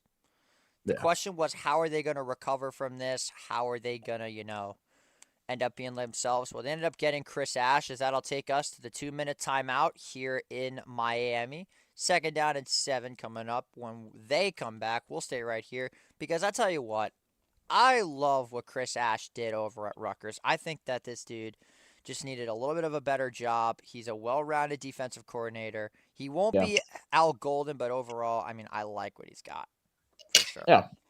I mean, this game's living up to the norm of what we've been seeing all weekend with these low-scoring games. So, yeah, if you like offense, this is not the week for you. Yeah. Offense might be the NFL this year. It could be a little reverse defense in college. We'll see. Dude, I fucking hope so. I need defense in the NFL. If I'm watching that Cowboys-Eagles game and I'm looking at a 17-14 final, I'm just going to smile. Yeah. I'm going to be like, now this is the NFL that I remember. True ball. Yeah. Give me the 14-9 final scores. Yeah. Games like that. I want more defense, except for my own team. I want to put up 40 a game. Yeah. Oh, I got to ask you now, because one of your teams was affected. The new rivalry uniforms. What are your thoughts in that? I like them. Yeah. I really like them. I do. I think that I just don't. I'm not a huge fan of the light blue shoulders. That's like the one thing I could complain about a little bit. I'm going to be honest. I think you guys might be the worst, if not the second worst. Just compared to the rest. Dude, okay, all right. Have you seen the Cardinals? No, those are the best. You do not think the Cardinals are the worst? Are we? Yes, serious? They are.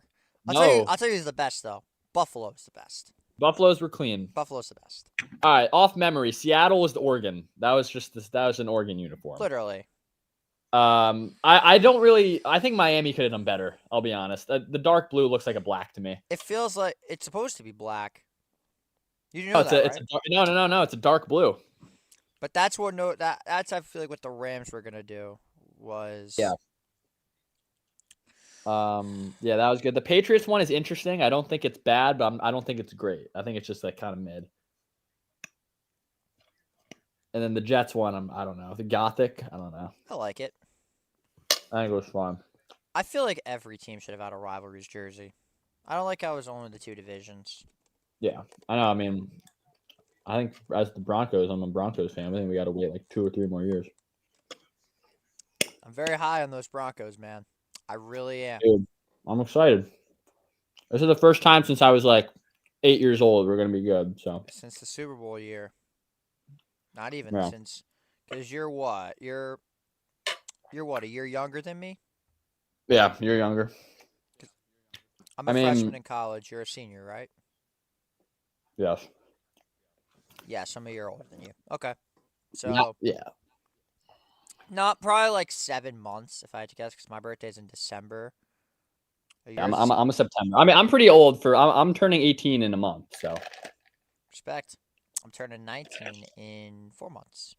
Doesn't feel real, to be honest with you. Yeah. I mean, when do you have to do? Are you doing any podcasts at Iona or anything like that? Of course, I'm keeping everything going. I'm keeping this content wave going, and I'm doing a bunch of stuff with the radio station. So I just sent you the link that you could send out to all the viewers and stuff like that. Because we got to get this thing going. Alrighty, 2nd and 7, fresh out the 2-minute timeout. 140 yards for Miami, 116 for Notre Dame. Let's see what Beck and the Hurricanes could cook up on the 49-yard line. 2nd down and 7. Carson has time, fires the dump off. It's complete to Brown, and he'll have a first down at about the 38-yard line. And the chains are moving once again for Miami. So here's where it gets really tough to operate the scoreboard, is because the clock stops at the 2-minute mark. So this is where operating the scoreboard for me becomes a little bit tricky. But hey, we're doing the best we can. So yeah, now it's back up and running again. I love that it's a 2-minute timeout, not the 2-minute. Just call it 2-minute warning. It doesn't matter. It's the same thing. I mean, they get mad at the announcers though. Yeah, they gotta do it. Fair enough. 1st down and 10 at about the 38-yard line. Goes over to Brown. He's going to push forward and get down at the 34-yard line. It'll be 2nd down at about 6 coming up for the Canes. Clock's running here. One timeout. Yeah, so. if Notre Dame did come out so flat, I'd be feeling okay going into halftime. But, I'm not liking what I'm seeing at all from that first quarter. It was terrible. Yeah. 2nd down and 6, just over a minute to go. Beck. Wide open is Trader. Beats Gray, and he'll have another first down. But now they're killing it. They're killing it. The cushion that Notre Dame's doing right now. I don't know why Notre Dame's running a cushion. I don't like that. I feel like you should be just playing straight up, because you're a good DB group. Don't get me wrong, but I don't want to give him a 10-yard cushion when Beck is just throwing the ball in that area. Yeah. 1st down and 10 with 40 seconds to go here in the first half. Shotgun formation, Beck. Steps up, fires. Another check down. It's complete. And it's going to be down at the 20. It goes to Brown, and they're going to keep this clock running. It's going to be 2nd down at about 4. So they're most definitely in field goal range. But Notre Dame needs to get it. The Irish have to get a sack at some point. Yeah, he is pissed, as he should be. He's pissed. I think he wanted at least one more good play, but. And with 18 seconds left, we're going to get some sort of stoppage here. I think, did Miami call their last timeout? Yeah, Miami calls their final timeout. So all you have to do now is just get a sack, and you're in business. Yeah, Beck was not happy with that. I think if anything, this last couple plays, probably want to get one of those out of bounds at least if you want to get one end zone shot going. But exactly, that's a great hit, by the way, from Stroman. Oh my God, he flips him over completely. Yeah, that's big. And they good camera pan to the Miami student section that will probably not be there in a couple more weeks. But so I talked to one of my guys that goes to Miami. Apparently, they're all wearing convict jumpsuits. Really? Yes. I mean, I can respect that for this game. That's good. They think they're so funny doing this whole convicts thing. Yeah. You do know who came up with the whole Catholics convicts thing, right? Remind me. It was one of our people. Had the audacity in 1988 to call the Miami Hurricanes a bunch of convicts. Yeah.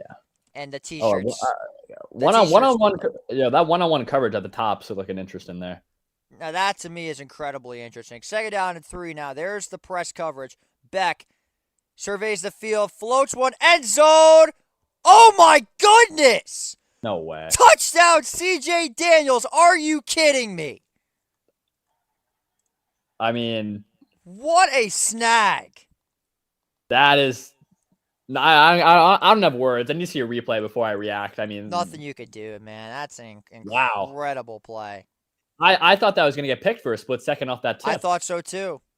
Wow. C.J. Daniels, the transfer from LSU, steps up in a huge way, and the Canes are back on the board. It was so good. My TV's buffering right now. God damn it, that sucks. Wow. Well, Carson Beck just went from frown to the happiest guy. So there you go. Mm-hmm. Good for him. Yeah, I gotta see this replay though. That was something. Dude, the dummy with the one-on-one up top. That's where I was looking. That's gut-wrenching. Wow. Yeah, dude. The War Room group chat's going wild right now. Yeah, because they all hate Notre Dame. Yeah. That's that, gut wrenching. all right, wait, let me see this replay, dude. Are they oh my- reviewing this? They can't review this. It was clearly a catch. Then yeah, no, I didn't hit the ground. I mean, did you see what Adon Schuler does? He legit wait a second. I mean, hold on. That freeze frame though of him just the Hold on just a second here. No. Well, I hold mean, on. Does the we've seen a lot of catches become yeah, that's a catch. Why am I acting so like surprised to see that freeze frame? Let's see. Does he lose control of the ball? No. He's got that. No, it doesn't. He's got that. He's got it. It's an incredible catch. That's Nothing you could do there. I mean, just wow.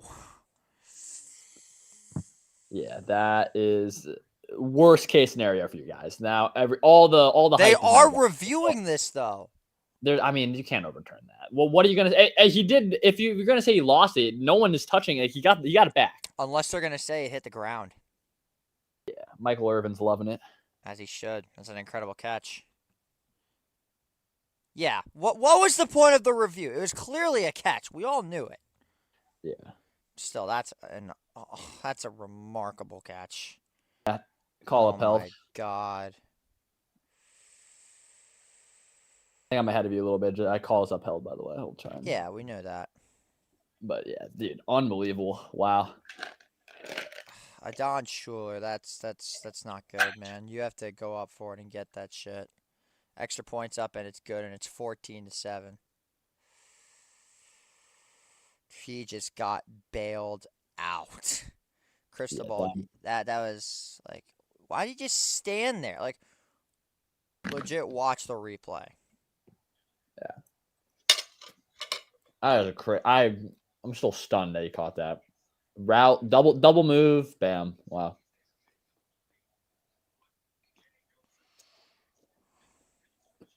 I mean, if that's an inch more from Carson right there, it's a pick. Yeah, that was a horrible throw by Beck. That should have been intercepted. Yeah, I thought it was at first. Yeah, that's crazy. I don't know how you missed that. Jesus Christ. I mean, and you had that pass rush coming in there too. I mean, that could have been either a sack or a pick. I forgot.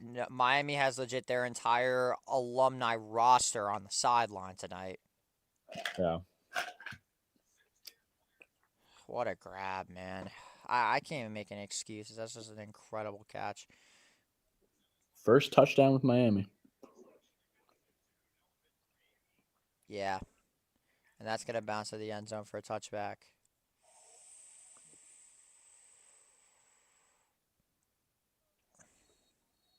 Yeah, that's crazy. All right. Notre Dame got to regroup it. Listen, I respect plays at the end of the day. That was one of the best catches I've seen in a while. I mean, god damn, that was incredible. I'd say that's play of the weekend. So far, it's up there. CJ Daniels is very much on his way to becoming king of the week if Miami wins that game. Yeah. The alien Carson Beck.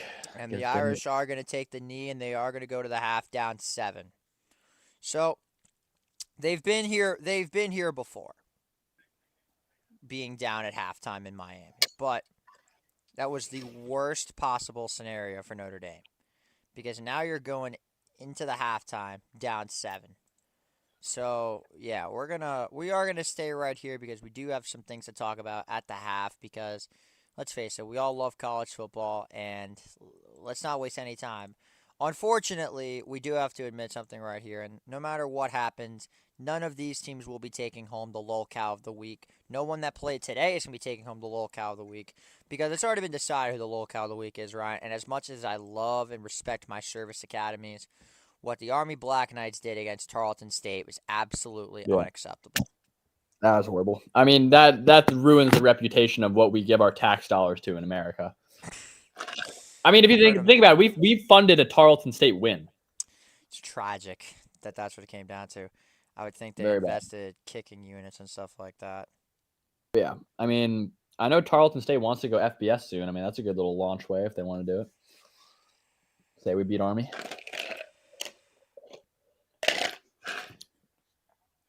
That's an incredible catch. I mean, I still can't get over that catch. Yeah. Yeah, that's probably the worst thing you can do is have the Miami crowd be as hype as they can possibly be.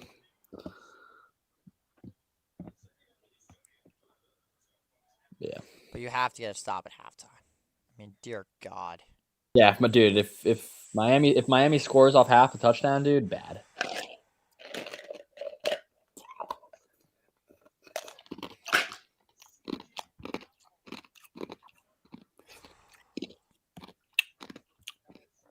Did you talk with the fam after the game, or is there banter going on in the group chat? I'll talk to the fam after the game.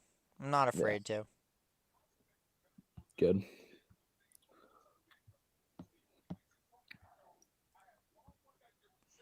I don't know how you don't pick that off. Like, seriously. I mean, you just gotta give credit to the receiver there. I mean, I know. reaching out there. I mean that's overshadowing what CJ Carr did. I mean that touchdown was great too. I mean he ran almost 30 yards behind the line of CJ scrimmage. Carr and Carson Beck are having themselves a bizarre first half. That's for damn sure. Yeah. And for those that are tuning in and they want to see a cope session, well, there ain't going to be a full-on cope session because honestly, I mean, what can you say? Beck, that was not even a good throw by Beck. It was legit a duck, which is a sad thing. I mean, man, if anything, we got a great second half coming up. So I sure hope so. yeah, scenes of Miami just goes like 35 unanswered, or just wins like 42-7. That would be a very Miami thing to do in this rivalry. They do it all the time when they play at home. Did I see they got rid of the chain for the turnover chain? Is that true? Yeah, they got rid of it. Damn. So here's a topic that I want to discuss real quick because we're bored at halftime.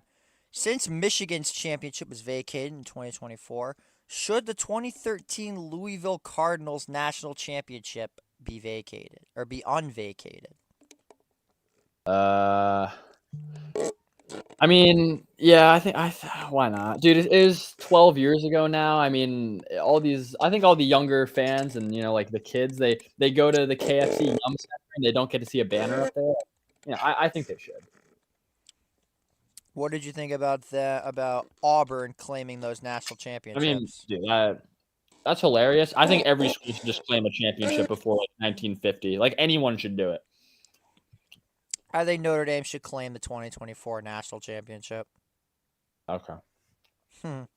That's good. I wish it was that easy, but it's not. But I mean, dude, any school could claim like the 1911 national championship when they're playing like YMCA's, like School of the Deaf and Blind. Like, come on. Anyone could claim a championship.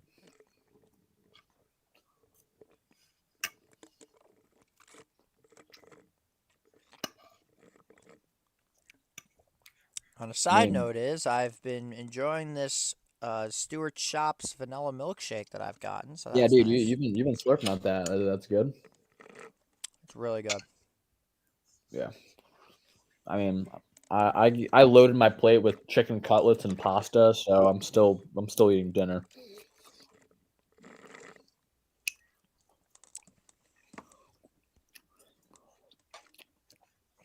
Let's see.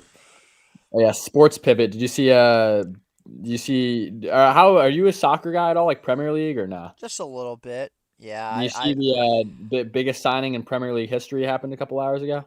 What was it? Liverpool got a guy for 130 million. Really? Who was it?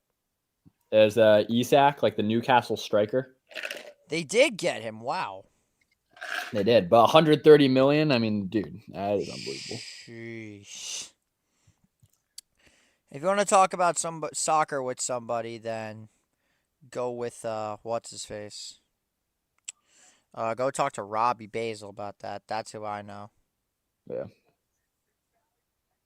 But I'm sure LeBron's pleased with that signing. Known huge Liverpool fan, LeBron James. So.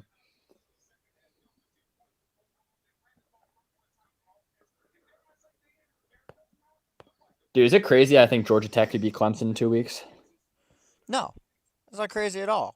Especially after last night, dude. I think it could happen. After that Baylor loss, Georgia Tech's officially my dark horse. Okay, so since you brought up Clemson, I feel like we have to talk about this. Yeah. Clemson, I'm not impressed with how they played last night. In fact, I'm really disappointed with how Clemson played last night. Yeah. That can't happen. What did you think about how they played against LSU? I mean, the first half was like not great, but you're up a touchdown, so it was serviceable. And then the second half, it was just like they forgot how to play football. And let's be honest, that should have been 24-10. That was a second half. That was yeah. That was no doubt. That was a crazy call to call that touchdown for LSU. So it should have been a 14. I was shocked. I was shocked they called that back. And I am somebody that does not like LSU. I do not like LSU. That was a catch, and I will stand on that. That was a catch. That was a catch. But if you're making somebody anyways, if you're making someone that absolutely hates LSU admit that something's a catch, it's a catch. Yeah, bad. Yeah, but Cade Klubnik did not look like a Heisman frontrunner. He did not look good at all. Cade Klubnik is making me look like an idiot. Because I not only want him as the Heisman finalist, I want my team to draft this man. He is not making me look good. So to say that had a horrible night. Talk about bad quarterback nights though. Nico last night, horrible. Well, I'm not going to act surprised. I mean, Utah's a really good team. They threw him into the Wolves, basically. I think Nico's dad is like top 5, like maybe worst human for his son of all time. I mean, that just like forcing him out of a Tennessee situation to go to UCLA and suck. Yeah, I mean, I'm not going to sit here and act like that Nico is really like, he's not worth that much money. I don't know what made his dad act like he was hot shit and worth that much. Because clearly that was a mistake. Yeah, I mean, Aguilar played great for Tennessee yesterday. He did. Joey Aguilar, granted, it was against the almighty Syracuse defense, but I don't want to. Hey, don't be mean to the Northeast. Don't be. I love listen. I love the Northeast. I do. I love Syracuse. I've always had love for them. But so we're all New York and Connecticut guys. And by the way, UConn football, dude, back. I know it was against Central Connecticut, or whoever it was, right? But I don't care. I mean, I'm not a UConn fan. I'm just because I live in Connecticut, I guess I got to support. But Jim Mora, dog. Jim Mora is a legend. Yeah. But Jeremiah Love has been completely neutralized today with only 4 carries and 16 yards. What do you think needs to be done for the rest of this game with Notre Dame's run game? I missed a good chunk of that first half. Has there been a lot of play action at all or no? A lot of screen passes. There's been a lot of. I don't know. I think you literally just got to go back to like fundamental football, start running the ball, and then hit them with a play action. To literally just go back to the basics of how to run a good play action and see if that could work. Because got to get something going. You don't say, man. And that is what has me a little bit nervous. But talk about, like, what does Notre Dame's secondary have to do? Because their secondary has just been terrible. This cushion the way that was played that last minute, you cannot be giving cushion to the sidelines. You want them to go towards the middle of the field and keep wasting clock and using timeouts. I don't know. Which they still ended up doing. They still went to the middle of the field. Yeah, but those 2-3 plays where they were just hitting 10 yards on those sideline, out routes and comebacks, like, come on, you can't be giving those up. I mean, I'm not really sure what to say. I mean, I'm still mind blown by that C.J. Daniels catch. That was incredible. I know, dude. That was unbelievable. Oh, Daniel White's at this game. Of course he is. He basically lives in Miami. Just saw a picture. Sure, he has no idea what's going on, but love myself some UFC. Thoughts on the 4th of July card actually getting approved? Good. I mean, I hope it's, now with that new media deal, that better be a stack to the gills card. What are we referring to by stacked to the gills? Main event has to be John Jones or Conor McGregor. Who do you think it's going to be? I mean, I want to say Conor McGregor. Here's the thing. He wants to fight on it too, but we cannot trust that guy. I don't know how you don't go with Aspinall versus Jones. I think that would make more sense, but I saw a press conference. They asked him a couple weeks ago, and it was would you want John Jones to fight in that card? And he was like, I don't think I would. So I don't know if they'd want to put him on it. If John Jones would want to fight, I would say do it. Imagine the top two main fights. It's Jones, Aspinall, and then McGregor versus anyone. That'd be the most watched UFC event ever. See, that's what everybody thinks it's going to be. Is they think it's going to be something like this, but I mean, who knows? Still got a lot. I mean, for all we know, it could be just some bums. But yeah, I do have a weird feeling that this card is going to end up becoming a stinker. I hope and pray that I'm wrong, but hey, I mean, time will tell. As we see, we finally got ourselves our score bug up with halftime stats. As we take a look right here. CJ Carr, 8 for 12, 54 yards, 1 touchdown. Jeremiah Love, 4 carries, 16 yards, has not been the key factor. Jadarian Price, 6 carries, 45 yards. Micah Gilbert, 2 catches, 17 yards, a touchdown, and just all more positive on Miami. But, again, you mentioned Virginia Tech, South Carolina. Take us through this game, going off the highlights that you're currently seeing on the screen. And how about a day for Lenora Sellers? Yeah, Lenora Sellers. I mean, I think him and the SEC. I still think Lagway could be the best quarterback in the SEC, but right now, I mean, a lot of guys, but great game from Sellers. That deep ball to Nick Harbor was beautiful on that deep post. That's class. That's how you run it. Tomorrow we got ourselves a crazy game.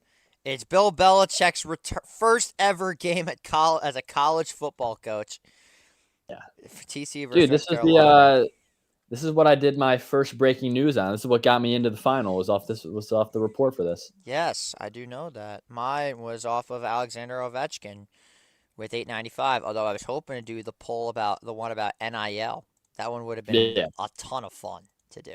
Dude, that finale was brutal, man. That was tough. Dude, that was the hardest thing I think I've ever done in the camp ever. Was that because I knew I wasn't going to be able to, keep myself together. I knew it was coming. I remember we were brainstorming what we thought it would be. What did we say? We was like Bob Jim Irsay. Jim Irsay, Irsay, yeah. And the minute I heard that, I'm like, fuck. How did we mess this up?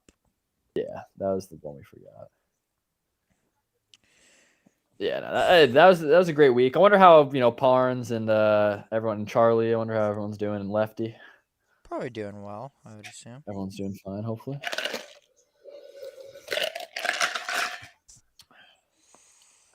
Oh, by the way, I think I came up with a concept for main event of that card. Assuming John Jones and McGregor falls off, Joe Biden versus Lee Corso.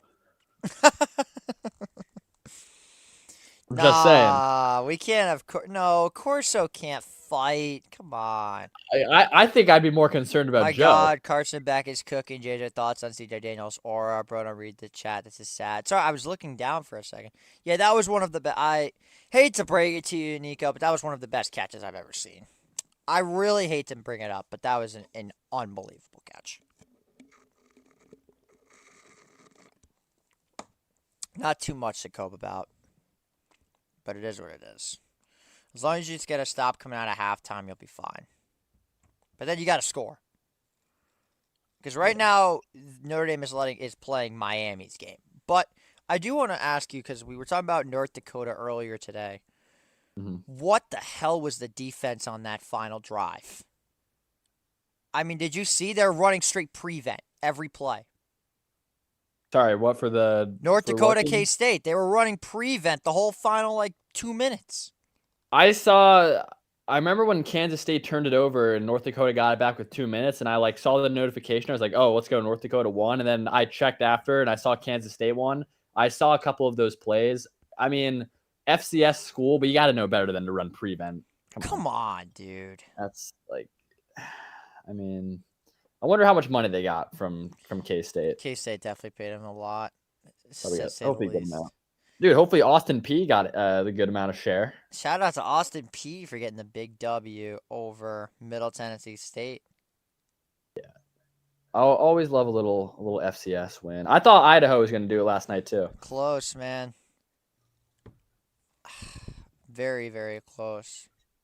What other scores were interesting last night? I mean, the Michigan-New Mexico game. I feel like Michigan always in these week 1 or week 2 games, they always played a little close to Group of 5 competition. I got to give some serious credit, though, because technically they did do this last year against Oregon. Yeah. What else is there? Oh, did you see that that storm cloud above the Texas Tech Stadium when they had to delay it? That was ridiculous. I don't know if you saw that or not. Yeah, I did. Crazy. It was like that was straight out of a movie. Yeah, that to me was nuts. Texas A&M. I feel like that's a guarantee. They'll never cover week 1 against anyone.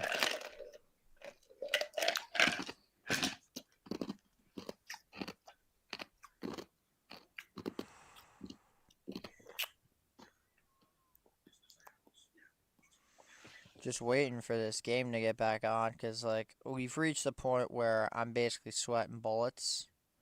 Yeah. So. You're much more. You got the dog in the fight here. You know, I'm just relaxing. You got the whole nerves going on. I am scared right now. I'll admit it. I am scared. How could we ease these nerves before half?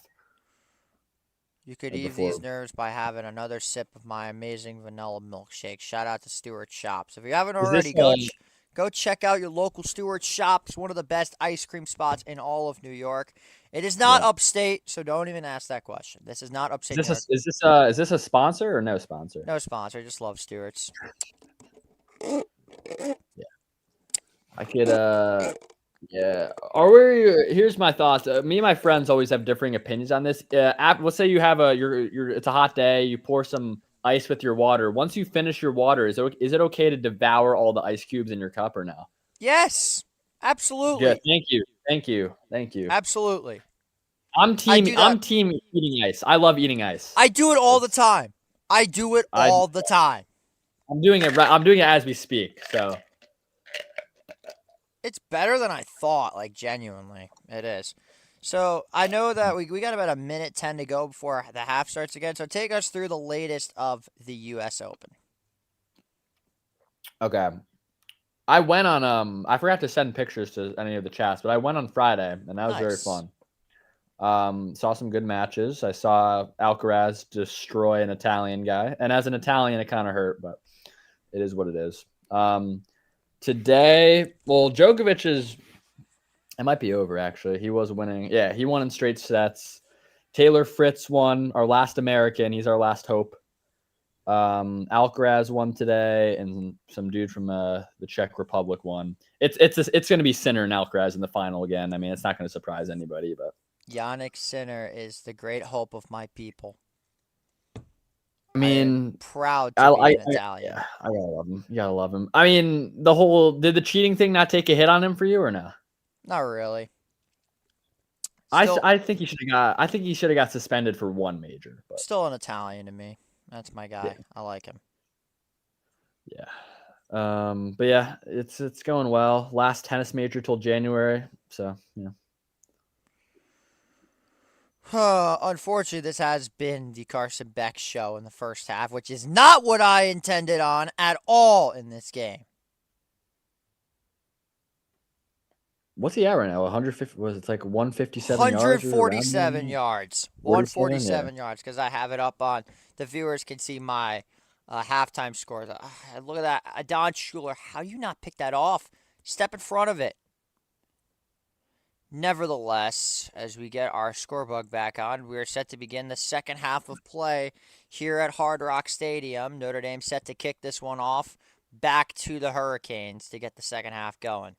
But yeah, Dude, Michael Irvin loved that, dude. That's of course he did. that. Of course he did. I mean, he's the one person in the world that like he might always be on drugs, and you just like, yeah, how would Possession you know? flip sides, and the Hurricanes will have the ball once again on offense. This will be taken for a touchback. Now, like I said, Carson Beck has been phenomenal in this game, to say the least.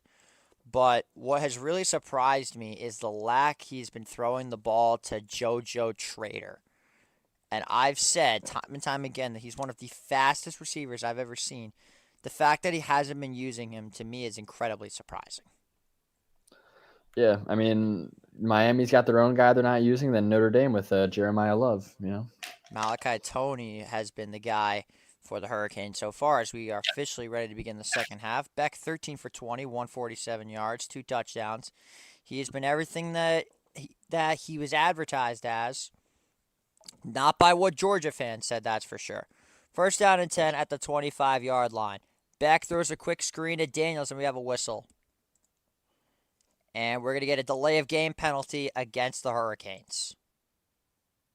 Not an ideal way to start the second half. Yeah, the best start any team could have. Delay a game on the first play in a quiet stadium. So good start for us. So we'll do it again. First down and 15 here in the third quarter. Ball is at the 20-yard line now. Imagine an interception on the first play of the half. That'd be nuts. Or fumble. Don't get hurt. First and 15. Beck steps into one, rolls out. He's going to take off, and he's going to be brought down right back at around the 25-yard line by Boubacar Traore. So, like I've mentioned, Carson Beck has been almost everything the Hurricanes fans advertise him to be. I mean, he's been evading the pocket better than anybody I've seen so far. Ironically, the best quarterback this week, in my opinion, has been Carson Beck, which is incredibly concerning. Yeah, as a fan of the team he's playing against. But he's been getting wrestled down on some of these throws that he's making. Second down and 10, back to the original line of scrimmage. It goes to Mark Fletcher Jr., bounces it up the middle, and he's going to pick up maybe 2 or 3 before being brought down by Young and Jared Dawson, the transfer from Louisville, and it's third down and 8. Now, if you're Carson Beck, I feel like you and I, we're both thinking the same thing. We know what they're going to do. It's going to be a throw over the middle. Yeah, I mean, if it's anything like the end of that second quarter, though, maybe, you're looking towards the sideline with how those Notre Dame corners are playing. But but the way that they've thrown on third down is they've always been attacking the middle of the field. That, to me, has been the biggest thing for this Canes offense. Third down and 8 now, 13:45 to go here in the third quarter. Shotgun formation now for the Hurricanes. Fletcher in the backfield. Toney now out to the left. Beck has time, fires wide open as the tight end Lofton, and he's got a new set of downs. What in God's name was that coverage? It is again. That's what I was saying. Those corners right towards the sideline. You got there's like no one in 5 yards right there with the ball. It's too easy. It's because we put 3? Yeah, nobody is covering the tight end there. That's just a terrible drop off. Jaden Osbury has to be there to make that play. I mean, he's just standing there. The dude is wide open. Like, who is covering him on that play? Like, that's free money. He's going to take that every single time. That's harder in practice than in the game right there. Most definitely. First down and 10. Ball is at the 43-yard line. Toney goes in motion to the left. Fletcher in the backfield. Back play action. Has all day to throw. Dumps it off. He's got Fletcher. And forced out of bounds after picking up 7. The man has all day to throw the ball. Where the hell is a pass rush? There is no pass rush right now, so that's a negative for you guys. It's been the biggest negative of this entire game so far, is that Notre Dame has not had a pass rush whatsoever, and this is getting the Canes fans into this one. Yeah, the Ibis is very happy. Sebastian, yeah, he's definitely enjoying this so far. Yeah. I feel tingly all of a sudden. Second down and 2. Beck hands it off. There goes Fletcher. He'll burst forward for another first down to the 39. Like I said, this was the worst thing that Notre Dame could do, is let them score, because now you're in danger of going down by 2 scores. Yeah, I mean, and especially the way of that score, the one-handed catch, that was a complete 180 of the momentum swing. More I look at it, Miami is literally holding Notre Dame every single play. I'm not sure if you've checked it at all. All right, Goes back to Fletcher. He's got himself another first down, and they're moving the ball again. Actually, they're going to mark them just short of the line again. It'll be second down at about a yard. It's like They went Fletcher very show right high now. on the It's what, temp. 3 Yeah, as they should. He's your best running back. Utilize him more. Something that Notre Dame should be doing. You don't say. Surely second and 1, frustrating. probably. I would have I'd probably given the first down. I thought it was over. Second down and 1 with 11:10 to go here in the third quarter. Ray Joseph in motion. It goes back to Fletcher, and he will have the first down. But that was pretty much guaranteed. Yeah. I mean, Jesus Christ, where the hell is up? Do we just not have a pass rush? But the jitters of not winning in Miami is starting to become very real once again. Again, this is just a place that Notre Dame has become, dare I say, a house of horrors. Notre Dame has not won in this building since 1980, if I'm not mistaken. Might be a little bit earlier than that, but again, just no successful history here in Miami, at least in the last 40 years. Yeah. As the Hurricanes are just dominating in the trenches, which is weird because you think that's the one spot Notre Dame would be dominating in is in the trenches. First and 10, handoff again, and he'll manage to fight forward for a couple of yards. He'll be down at about the 25-yard line. It'll be second down and 8 coming up for Miami. Yeah. Well, spin zone for you guys, it's like you don't like playing good in Hard Rock, but maybe that's good because you guys just don't like gambling. You stick by NCAA rules. You don't gamble in Hard Rock Casino. No, it was worse in the Orange Bowl, believe me. And in the Orange Bowl, they used to absolutely slaughter us. The rivalry started because Notre Dame lost the game 58-7. Goes the screen pass, and it's blown up. Beautiful read by Christian Gray, back on the field after suffering a throat injury, and it's third down and long coming up for Miami. Someone's mouth That's guards on the huge field right there. Yeah. Notre Dame with another sudden change on defense. All right, big play here. Gotta get a stop. Literally. Classic dad saying, big third down here. Big third down. Literally. Gotta get a stop. Third down and 8 coming up now for Beck and the Hurricanes. Ball's on the 26. 25, excuse me. Beck has all day in the pocket. Fires wide open is Malachi Tony. He'll have a first down and more inside the 10-yard line, and the Canes are moving the ball again. I mean, Jesus Christ, where is this fucking pass rush? It's non-existent. Dude, it wasn't even a drag. You ran a zig route, too. Jeez. It's legit been pitch and catch. Christian Gray got embarrassed on that play.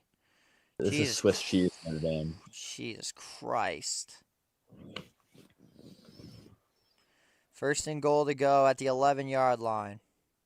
Beck hands it off to Brown. Fights forward. Still going. He'll be down at the 6-yard line.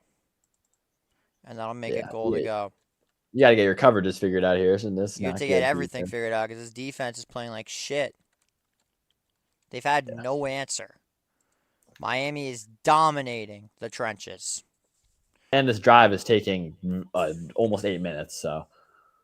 What you thought would be Notre Dame's strength has turned out to be their weakness tonight. Second and goal to go. 7:45 to go. Beck. Brown is no signal. I think he's in. I think he's in, too.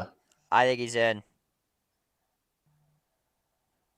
No signal there it is. yet. Touchdown.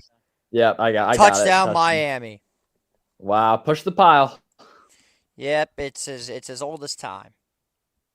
Marty Brown and the Hurricanes are now up by 2 scores. The one thing that I feared about this team is happening in front of their very eyes.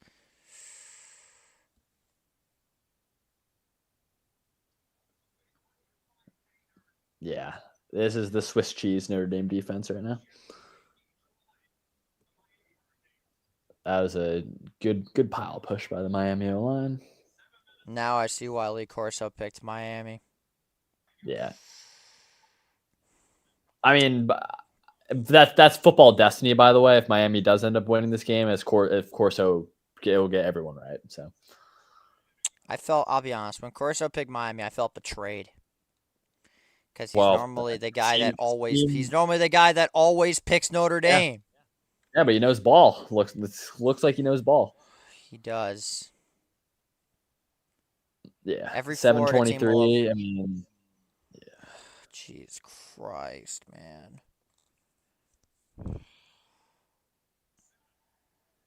let's see what CJ Carr's got.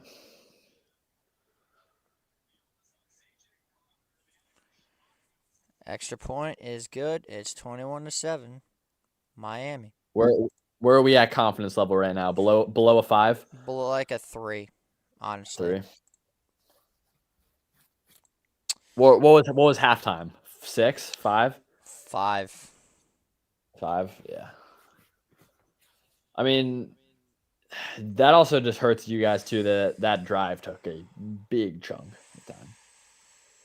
So, like, if you guys go 3 and out here, like this, it could be an early call, but it could be over.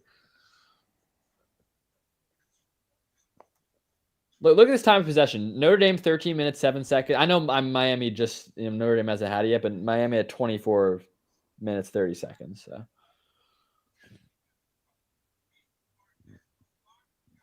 270 yards to 115. I mean, geez. Sometimes it's just too easy. I don't know what's gotten into this defense. I really don't. It's the ACC's year, apparently. Just Clemson didn't get the memo, but Yeah, man, I'm not sure what to say. Maybe the ACC is back. Who knows? maybe they want to get multiple teams in the playoffs. They say we can make some SEC and Big Ten money as well. I guess so. I mean, I haven't looked at the schedule, but like if Miami does close this one out, if Miami can go undefeated heading into a Florida State game, imagine they're both undefeated. That's good for football. Yeah, it is. I don't know when they play, but This game has been an absolute disaster. Chris Ash is clearly not the guy.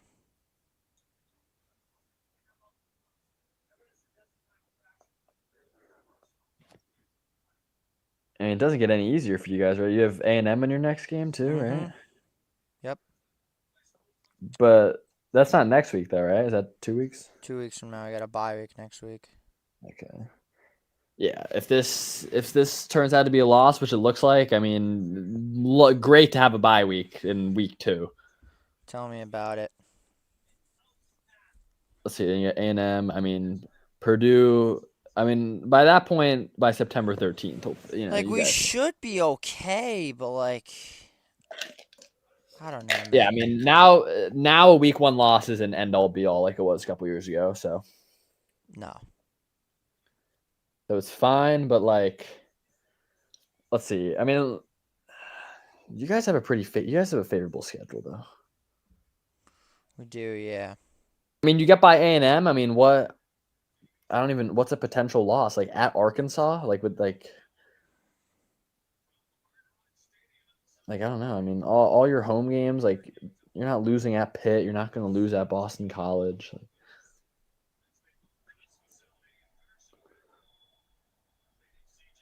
That would be funny if Sam Pittman beats you guys, though.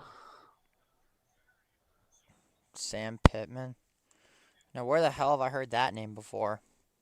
The Arkansas coach. Oh, yeah. What a guy. The fat guy. Yeah, he's good. He's fat. Wouldn't be shocked. I don't know what's worse, losing to him or probably losing to Bobby Petrino. Yikes. Yeah, both horrible options to lose to. But one of the biggest quitters in the history of college football. Yeah, don't give him a motorcycle to ride on. Oh, my God. Still one of the craziest stories I've ever heard. That was that who made that YouTube video about him? Is it what's that guy's name? He made the 2007 college football video. KTO. Yeah. KTO. That's his name. Great watch. He's a good guy. All right, JJ, here you go. Big It's drive. literally all or nothing right here. You have to score. No questions asked. Unless Miami's going to somehow lose this game in humiliating fashion like they have many, many times. I mean, it seems like this is not it, and the losing streak's going to continue in Miami. Carr. What in God's name? Oh no! Oh no! It's all gone. It's going from bad to worse. The kid might be rattled. It's a shame. The Miami Stadium pulse has got to him apparently. Apparently, the stadium has pulse one time a year, and it seems to always be when Notre Dame comes into this building. Yeah, But it's weird because they can't beat us in South Bend at all. Yeah. Yeah. And we should have played in South Bend last year, but they forgot how to count to 12. So, yeah. Mm-hmm. Looks like I may have to wait another year. Carr fires, tipped at the line of scrimmage. Oh, my gosh. I mean, I was just saying, like, you go 3 and out here, this game is pretty much over, and now we're at this point. This is the third down of the game. Yeah. They picked up right where they left off. I waited from January 21st for this shit. Like, what the fuck? All right, hey, maybe you get a first down here, right? Miami, I'm telling you, Miami is starting to become a house of horrors for this football team. They can't win here at all. Oh, you're gonna. Oh, I'm ahead of you. You're gonna love this third down. You're gonna love it. We'll see. 3rd and 10. Carr steps up, fire. Oh my gosh. Oh, that's great. Oh no. I mean, that play call on 3rd and 10 to just run a little screen, that is cinema. Yeah. I don't understand it, bro. I really don't. Yeah, play calling needs major question there. That was horrible.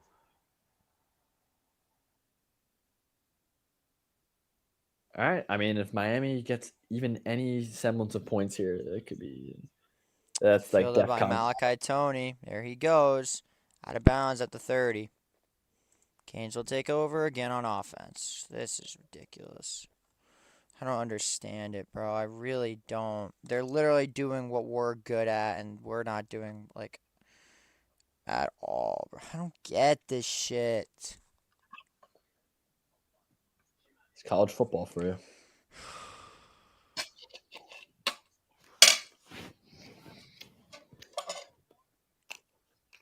All right, one loss isn't gonna hurt you, JJ. You go 11 straight. You're fine. Yeah, I know, but this is the one I wanted really fucking bad. Yeah.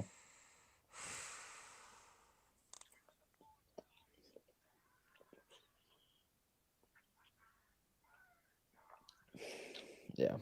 I mean, this is Miami scores here. I think I'd call it as over, but yeah. I wanted people killed last year. I feel like I might actually want, like, the guillotine. The play calling is actually, like, the worst I've ever seen. yeah, 3rd and 10, that's arguably one of the worst calls you can make at any level. Like I think like an elementary school flag football coach would know not to run that.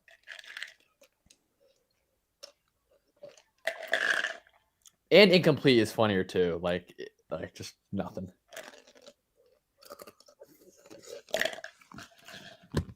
I'm just gonna grab my phone charger real quick. You do that.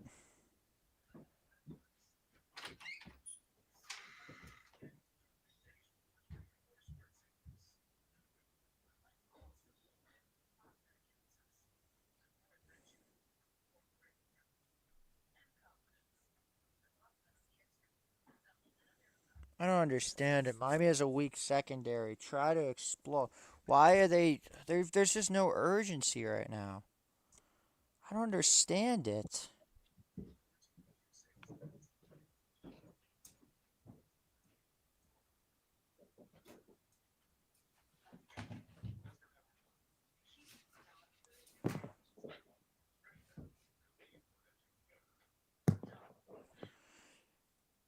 In 1988, Notre Dame's message was simple: don't flinch. And it's safe to say that Notre Dame has flinched at least 10 times in this game. Yeah. Oh wait, there's a flag on the punt. What happened? Oh God. It's on Miami. You're good. Probably don't matter. They'll go down the field and just fucking score again. I mean, it pushed them back to like almost the 10, I think. So We're really gonna lose another fucking game to Miami.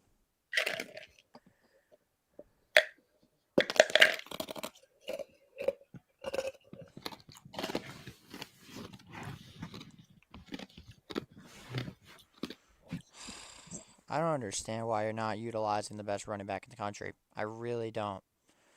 This has to be some of the most anemic play calling I've ever seen, unless they were paid to throw the game. I don't know, because some just don't seem right.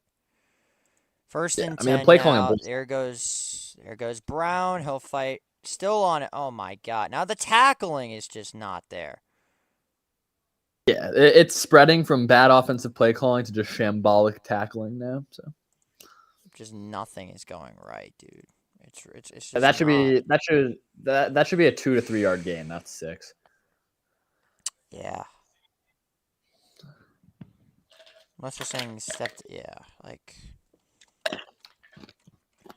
this place has become a house of horrors. Clearly, there's C.J. Daniels. He'll be short, and it's now 3rd and 1. Wait, no, 3rd and 1. You got to stop here, and then it's like could be back to some optimism. I don't know, man. I really don't. This is the problem, though. Miami's just going to be content with milking as much clock as possible. So. Their time of possession is literally 25 minutes. This is a completely different Miami team than what I've seen last year. And they let it run to 10 seconds every single play. 4 for 8 on 3rd downs, averaging 8.8 yards to go. They blitz the box and he goes down. All right, oh my God! All right, finally something. Well, hey, a slip will help Notre Dame this time. We'll see.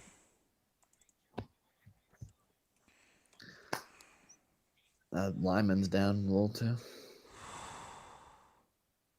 I mean, that was the definition of a stacked box right there too. So, I mean, if he doesn't fall, he's not getting that either. So, yeah.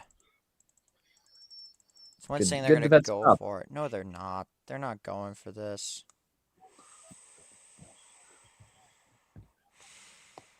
All right. You're getting the ball back. Raise those optimism levels a little bit. You have to score for me to be optimistic. Yeah. Oh, it's 4th down. We're telling me you didn't lose a yard? Don't agree with that at all. We need something to go our way. Punt's high. It's a boomer. And it takes a Notre Dame bounce. And then it magically rolls back another 4 yards. Like, that punt is just bizarre. I didn't understand that. All right. See if CJ Carr's got something in him. Because it seems clear. It seems clear that Love's not going to get the ball. So, which again, anemic play calling. Yeah.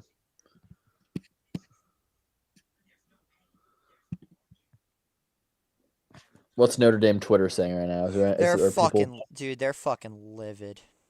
Yeah. Not surprised. They've literally given Love 4 carries. I don't get it. Yeah. I just saw someone tweeted Arch Manning sneak into a Notre Dame jersey. Wouldn't be shocked.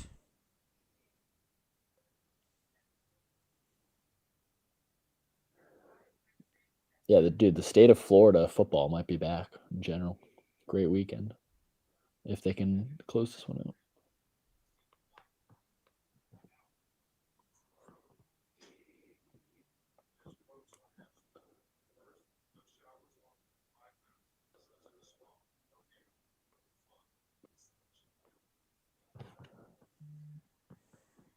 Right, where you at? Where's possession this drive? Like around 35, right? So if you gotta do something, then now's your time.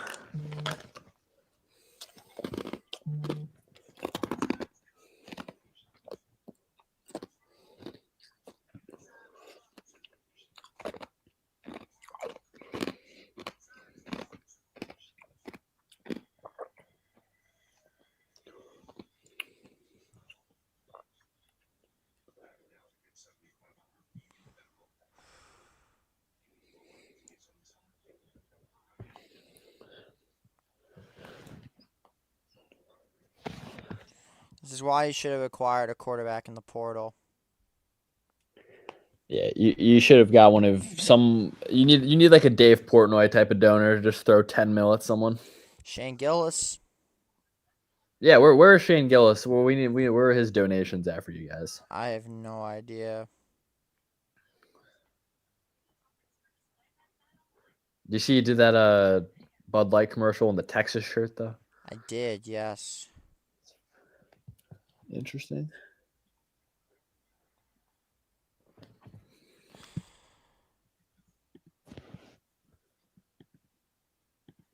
Yeah, I can't stand long commercial breaks. At least like ESPN has somewhat put up like a timestamp for how long the damn commercials are going to be. Like, oh my gosh, it's taking forever. Like, Disney is just destroying the good of what was left of this ESPN network. Because right now, it's just not it. Yeah. At least I don't got school tomorrow, so that makes me happy. I'm pleased. Head back to Iona tomorrow. Yeah. I really came home for this shit. You got to sleep in or no? I'm gonna sleep in and I'm gonna leave in the afternoon. I think. I'm not sure. Oh my God, Lou Holtz. He's there. He does. Yeah, they're about to show him. He does not know where he is. Oh my God, he's still alive. Dude, he's like a puppet. God bless the legendary Lou Holtz. Good for him. 1st and 10 with 5:11 to go. Let's see if this offense has some semblance of waking up. Then they're still throwing screen passes. Like, it's positive yards, but why are you still throwing screen passes? Yeah. You're down 2 scores. You don't have the urgency for screen passes. I just respect the tempo, but what are you doing? It's like screens and hitting the flats every play, but literally. I don't understand this. 2nd and 5. In the flats again, it's Raritan. They're literally treating this guy like he's Riley Leonard. Yeah. It's pissing me off. Take a shot. Show some goddamn balls, Denbrock. What, do you have to wait till week 3 to finally come alive like you did last year? Good God. 11 yards in the second half is unacceptable. Yeah. Raritan goes in motion. Carr rolls out, fires. He's got his man Raritan, who almost fell down, and he just walks out of... Wait, what? He dropped it. He dropped it. Oh, my gosh. Yeah, that was... You've got to be kidding me, bro. Solid 3 yards away from Carr. Just dropped it. It's good. You've got to be kidding me.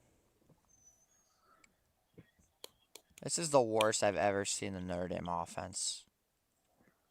Like, when did the play calling get so conservative? This is your full-strength offense, by the way. Yeah. You're doomed if you play like this against A&M. There's a draw. There goes C.J. Carr. He'll have the first down. Great. First down. Awesome.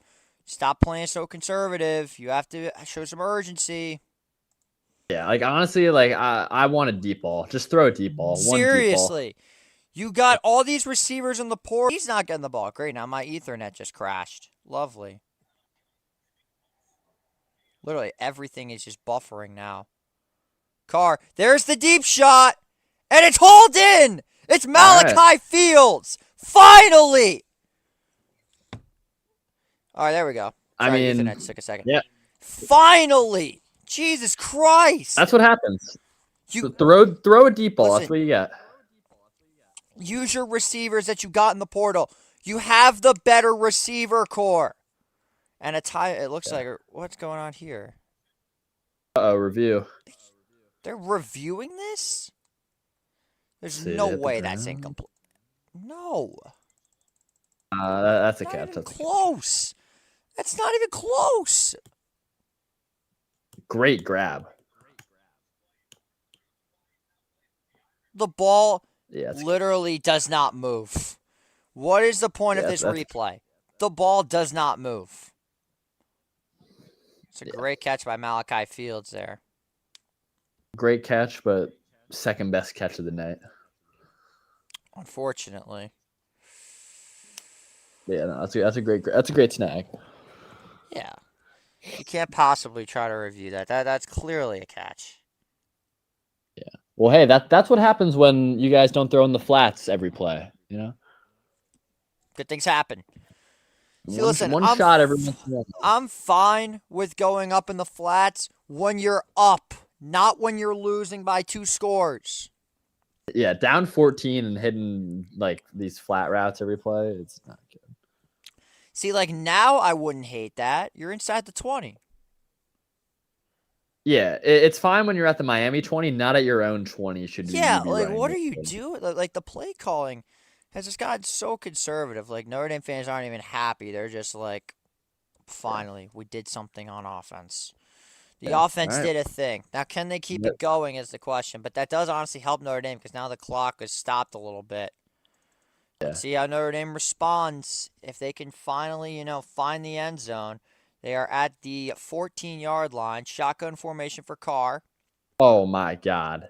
Goes to Jeremiah Love. There he goes. Jeremiah Love down the left side. Hurdles another one. Oh, my God. It's coming back, though, ain't it? Yeah. Oh, yeah. Oh, my Lord. All right, I got to see what this penalty's on. There's no way they're going to call this on Eli Raridan. What? I got to see how this is holding. That's a pancake. That's not holding. Well, let's see the replay. Yeah, it's a hold. You're not going to like it, but it's a hold. I guess so. Didn't look like a hold, but I guess I'll say it's a hold. Whatever. But that's the stuff that Miami's been doing all night. Yeah. It's because he threw him to the ground. That's legit the only reason that was called. 1st and 20 now, and that's got the crowd fired up again. Awesome. 1st and 20 now. Play clock at 7. Carr has time. Floats it up. Incomplete. Flag. There we go. Finally. My dad just groaned upstairs. I don't know if you heard that.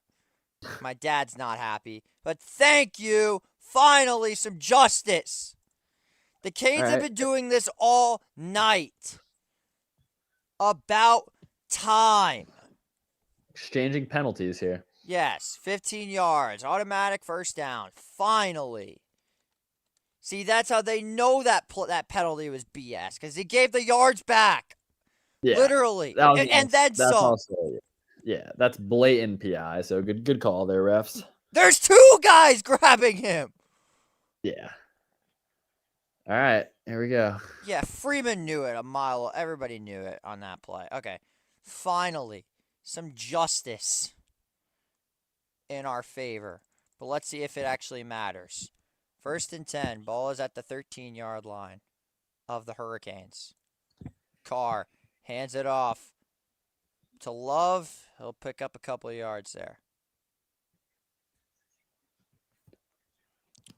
I didn't like how Reuben Bain Jr. was just standing over him. Just not letting him get up at all. Yeah. All right, I mean, Second down and about 8 touches in coming the last up. 2 plays, so not bad.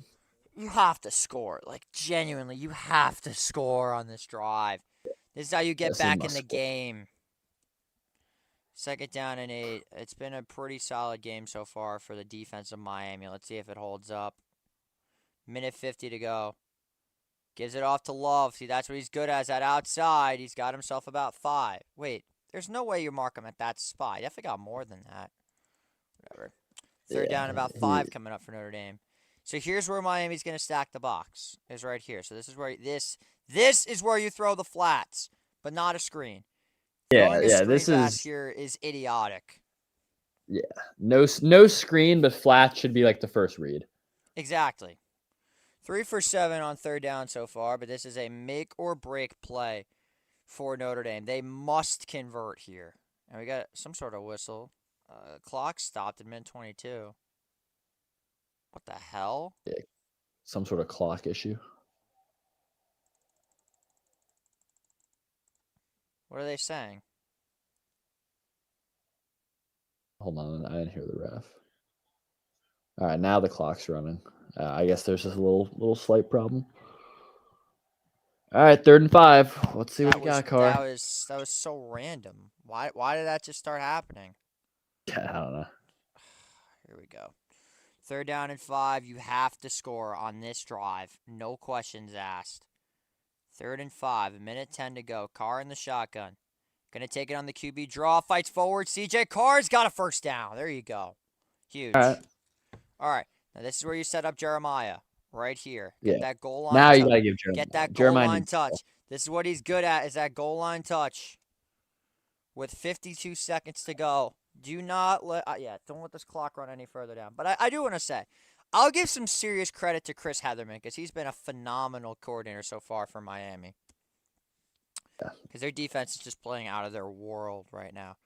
1st and goal. Got to get this one to Jeremiah. It goes to Love. Fighting forward. Not in. But it'll be down at the 1. But run it again. Flag. Flag. What the hell is going on? What are you possibly going to call on this? Helmet did go off, but I think that was just. Yeah. You can't call a flag on that. That's No, it wasn't intentional. Yeah, I think that was just part. That's just part of the play, I think. Oh, it's on the defense. Personal foul on who? All right, well, we're going to have to see some sort of replay. We have had a lot of laundry in this 3rd quarter. Oh, wait, did they bring him down after the whistle? Is that why? I think that's what they threw the flag on, but let's see right here.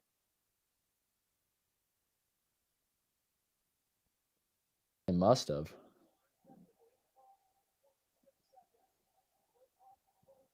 Yeah, he did. All right. All right, clock is stopped at 18 seconds. First Miami blunder on defense right there. Yeah. Well, minus the pass interference call. Yeah. Yeah. Well, now the clock's back up to 26 seconds. Fresh set of downs. Yeah. So you got to score right here. I mean, the refs are they're not bailing you out, but they're really helping you out to potentially get in the end zone. 1st and goal, 15 seconds to go. Carr, Love, not gonna get there. They keep ripping his helmet off somehow. Okay, I've seen enough. Just run a quarterback sneak. I'm tired of this. Yeah. Clock stop. Yeah, and that's going to do it for the end of the 3rd quarter. But Notre Dame is in a decent spot right now. They are goal to go as the 3rd quarter comes to an end. As we'll now go to the 4th quarter. Irish are knocking on the door with a big chance to score. And they absolutely have to. 4s are going up all across the stadium, so there it is.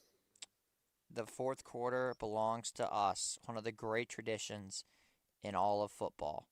I'll tell you what, my team does it all the time. We'd always put those 4s up because the 4th quarter. Yeah, I mean, you got to put the 4s up. Everyone has to put the 4s up. That's it. That is a lifelong college football / high school / football tradition. Yeah, put the 4s up. All right, 4th quarter. I mean, I agree with you there. I think we're just run the sneak. You're at the 1 yard line. Run the sneak.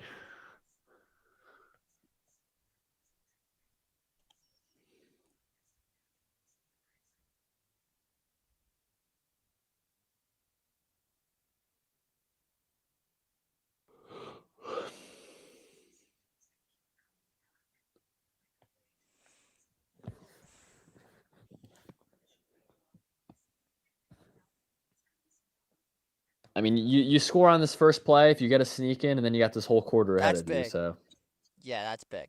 And then you just gotta, answer. Yeah. I know. It seems that the last few plays, the refs finally decided that they'll blow calls on both teams. Yeah.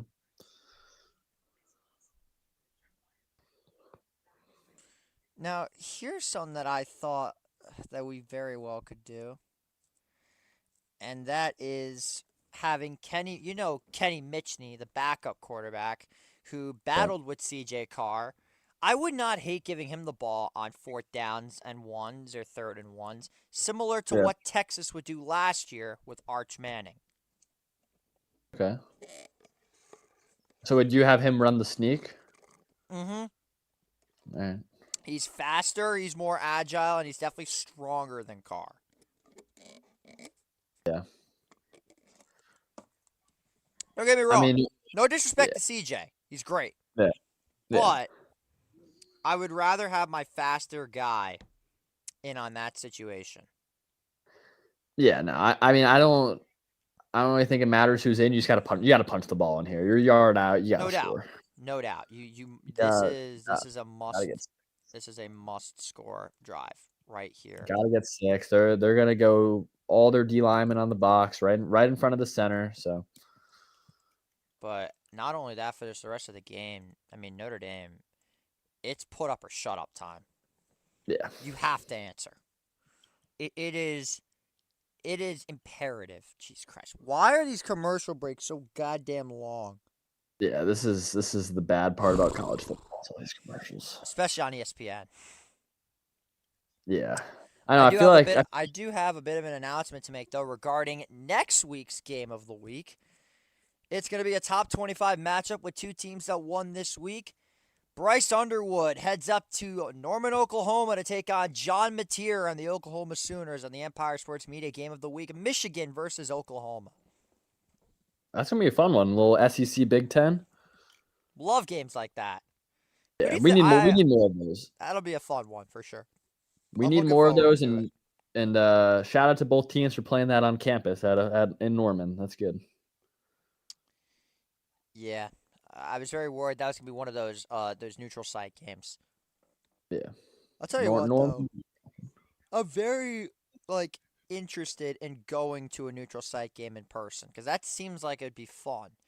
But watching that on TV, like if you're watching, no, you want that shit on campus. Yeah, it has to be on campus if you're. But I do stand by saying that Miami does need to get their own stadium. So I think anyone is in for the Irish Carr. Quick throw, fires, Faison, touchdown, Notre Dame. There you go. There's the response.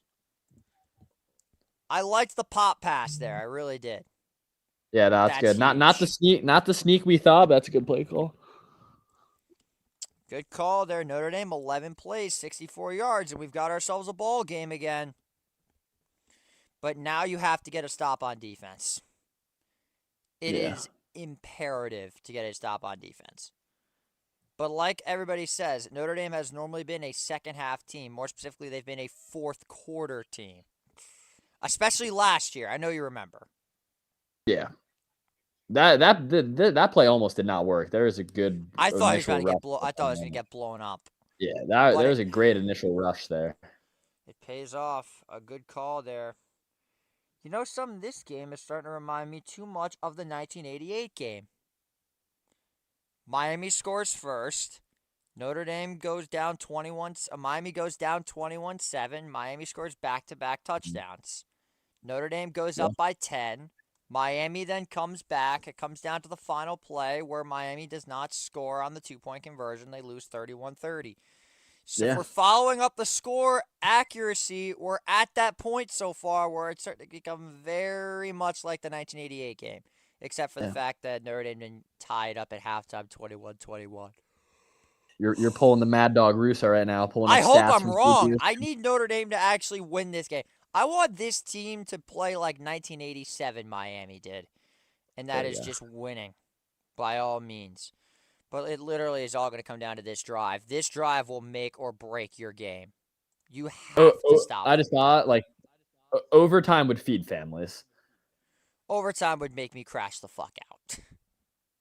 Yeah, but a win in overtime is the best. I want a regulation win, please. Okay, regulation win. Regulation, I need it. I love overtime, just not when my team is playing. Yeah. Unless my team is down by a lot and we force overtime, then it's the greatest thing of all time.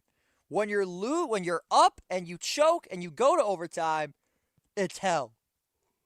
Yeah. Hopefully CJ Carr's having a good conversation with the booth. He's gotta wake up for sure. But that was a good drive. Now let's see how Beck and the Canes respond. 1st and 10 at the 25. First play handoff. It goes to Fletcher Jr. He is hammered to the ground by Jalen Sneed. for about a gain of 5 or 6 yards on the play. It'll make it 2nd down and 5 coming up for Miami.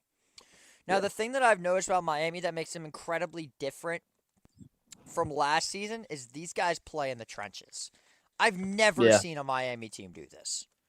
I'm used to Miami being this high-flying offense that'll score 40 points a game and will just, throw the ball like crazy. Have not seen that very much from them tonight. 2nd and 4. You need a sack, though. Beck floats one up. It is incomplete. They want a flag, and I don't think, did they throw a flag? No. Incomplete pass on the play. No.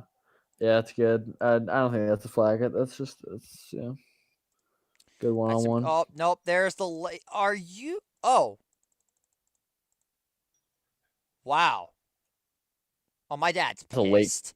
My dad is pissed on that. That was late as hell. It almost felt unnecessary to call that a hold. Well, let's see. Is this a holding? Oh, wait. No, he threw it while it was going on. Come on. Yes. No one saw it, though.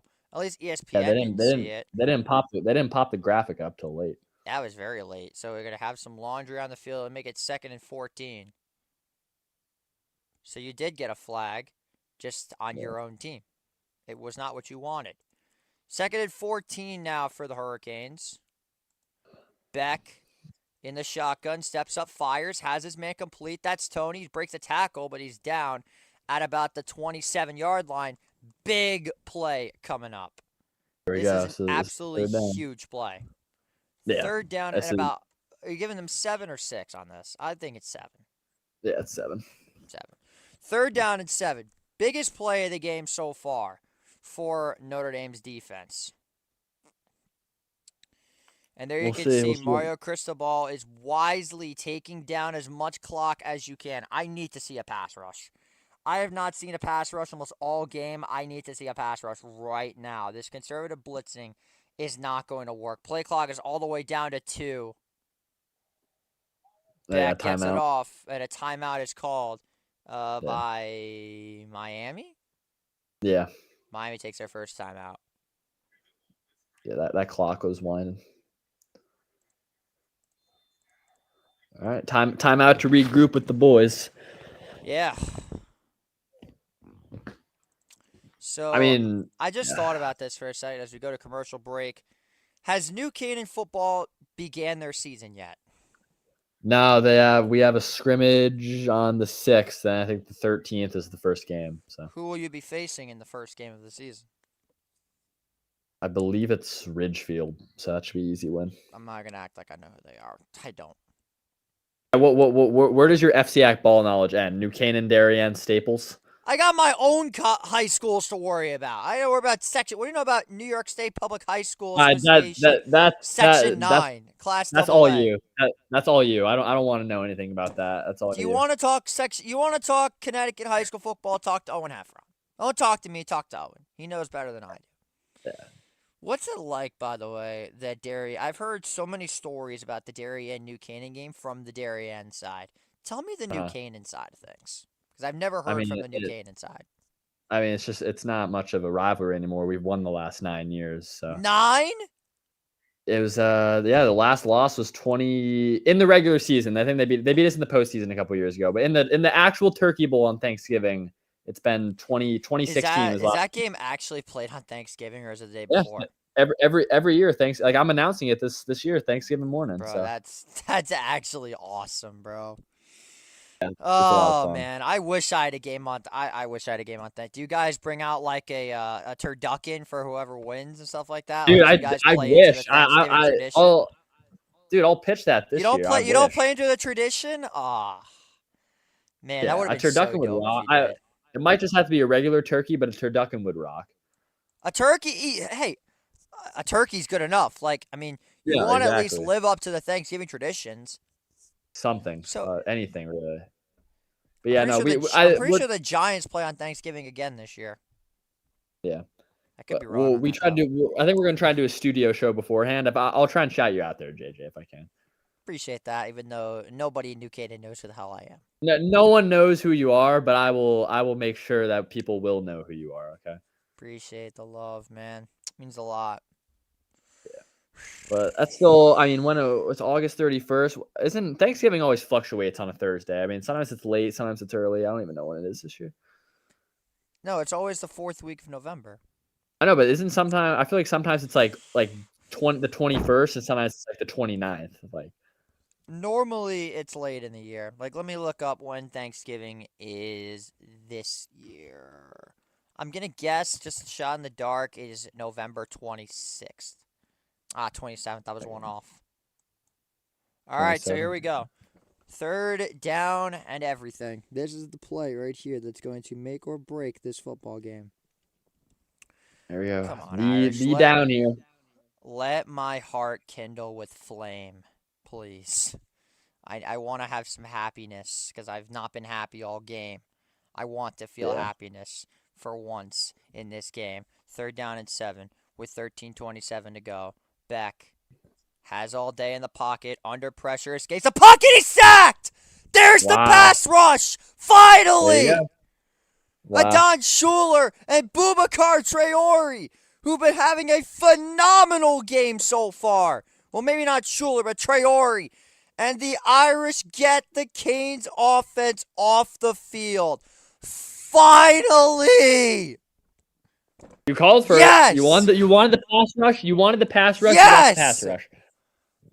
Jordan Battelle almost got a hand on it, but it is Traore who gets the sack. See, look at that. But again, I'm not satisfied. You're only blitzing 4. I get it. You're never going to blitz 7 again because we're scarred for life about what Jeremiah Smith did to us when we blitzed 7. But hey, you got to at least be somewhat aggressive. And this will be fair caught by Faison at the 35-yard line. And that has got to fire up the Notre Dame sideline. A huge stop on 3rd down. That's huge, and surely your optimism levels have risen a little bit, right? Absolutely, but now I just want to score. Yeah. Got to score. Cannot go flat after that because that was an amazing stand by the defense. Yeah, they're trying to play Mo Bamba in the stadium right now, trying to get the pulse up, but I think the crowd's dying. It's not Penn State. Yeah. I'll tell you what will get the Miami crowd pumped up, and that is "Welcome to Miami" by Will Smith. That gets great jumping. song. Excellent song. 1st down and 10 with 12:45 to go here. Ball is at the 35-yard line. Carr hands it off. There goes Jeremiah Love. Spins free like a Jimmy Eat World song. He's got a 7-yard gain. All right, give him the ball. It's working. I'm guessing you didn't resonate with that joke. I don't know. In my head, I said, I know it's a good reference of some sort, but I just don't know the song. You ever heard of the song "Sweetness"? The one that goes, "Are you listening? Whoa, real? Oh, I forgot. You're not a hockey guy, so I can understand why. You're not a hockey guy. Oh, I'm not gonna like this, aren't I? 2nd down and 2 for CJ Carr. And it is intercepted. It's Ruben Bain. No. And there it is. Wow. Oh, no. What on earth was that? It all fades. Yep. Oh, no. CJ Carr, for the first time in your Notre Dame career, you, my friend, have just fucked the ball.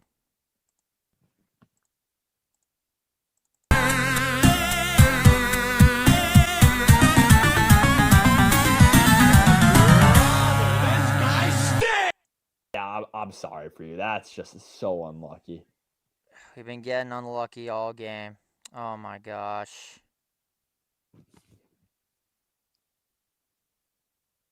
That ball was up there forever. Yeah, once I saw that go in the air, it was like, no. I mean, seriously, why are we why are we forcing a screen when you know it's coming? All right, the Notre Dame defense has to play hero ball again. In a terrible spot to do so. Beck.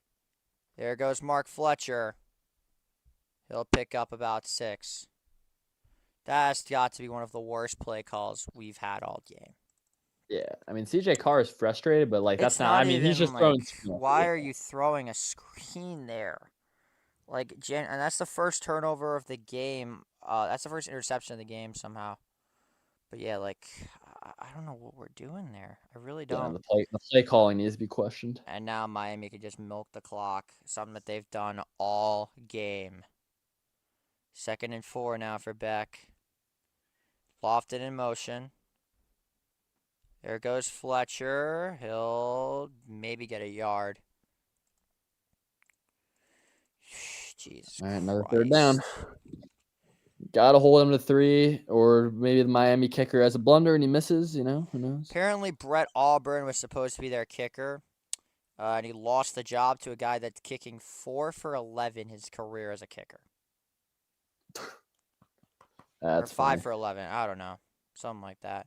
Dude, I'm going to be questioning that play call all day long. I mean, that's your play on 2nd down. You just ran for 7 yards and you're throwing another screen when they haven't worked since the first quarter. Yeah. 3rd and 3. Beck hands it off, and there's another stop. So it seems like the Notre Dame defense is starting to play a little bit of hero ball, and it's 4th down. Yeah. I mean, hey, your defense is doing the job. It's just the play calling on offense is screwing you. I know. It's going to be 4th down and 2 coming up. All right. I like this kicker. I like this kicker. He has a little belly. I can respect that. He's a little plump.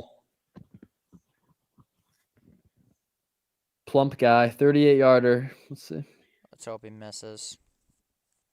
This should be a chip shot, though. He tends to be automatic from 40 yards. High snap, kicks up, got room, and Miami is back up by 2 possessions. Son of a bitch. Yeah. We're technically still following the 1988 script because now Miami's up by 10. But will Notre Dame score that many unanswered? I don't think, though. That to me is still one of the worst play calls we've ever had. Yeah, that was really bad. I really don't.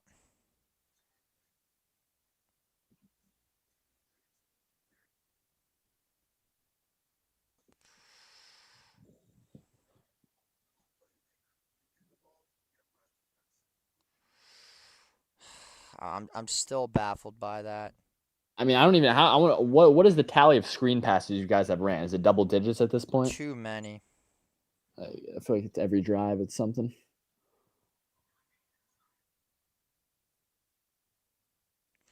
Apparently, we went off of Ruben Bain's foot. Yeah, it's bad to worse right there.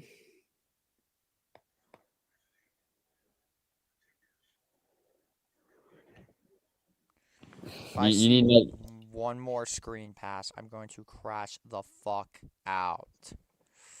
you gotta get a sponsorship with Stu so you can have another one of those like milkshakes or whatever. Yeah, it would be nice.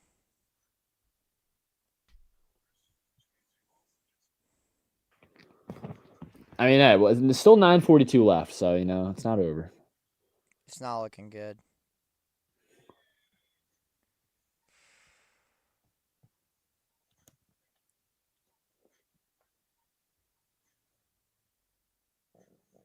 Now I have to watch a $1 Million Baby Wingstop ad. Yeah. Now we get to see the same commercials on repeat for the 50th time. That's still like.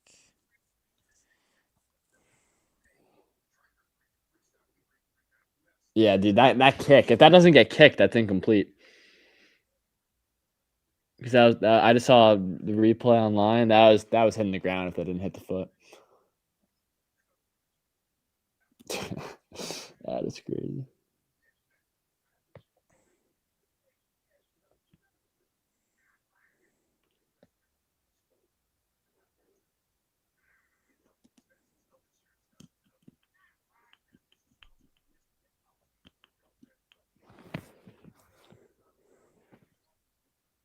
I just saw someone like when Lee Corso picked Florida State, and the guy said ending his professional career with probably the worst take of his career, and he got community noted, and it just says not so fast, my friend.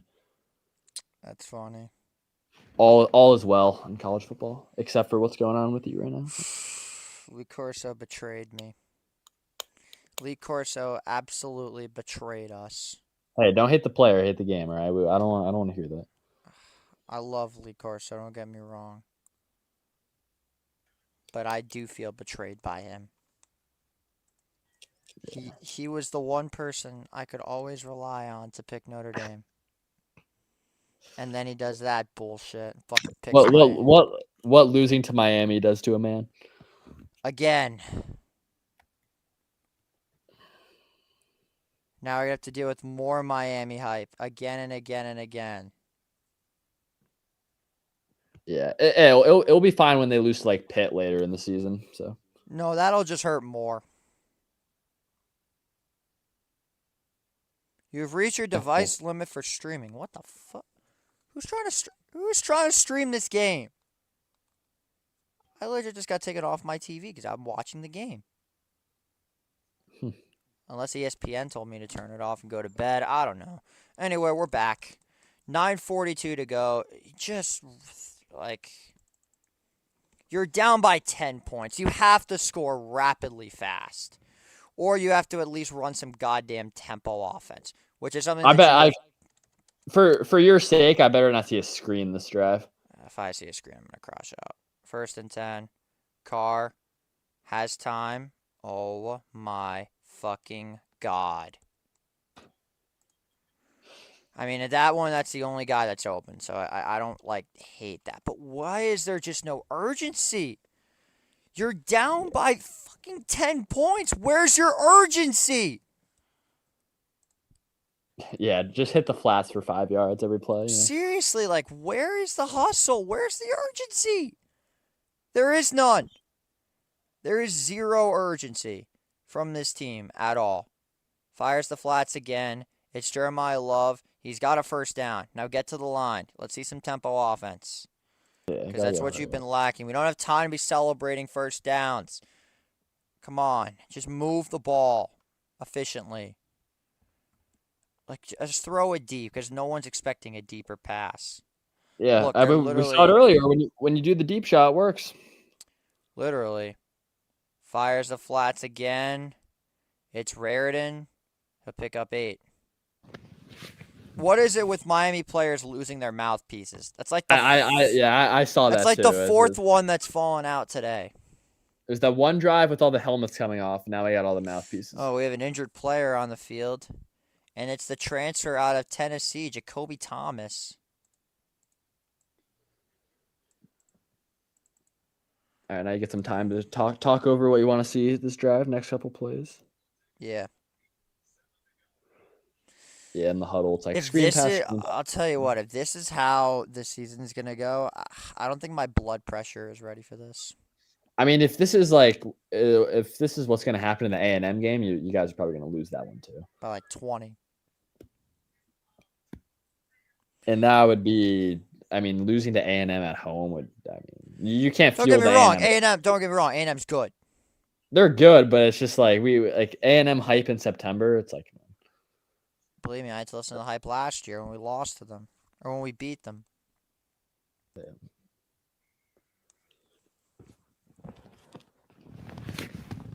I need to see some legit offense going forward. Yeah.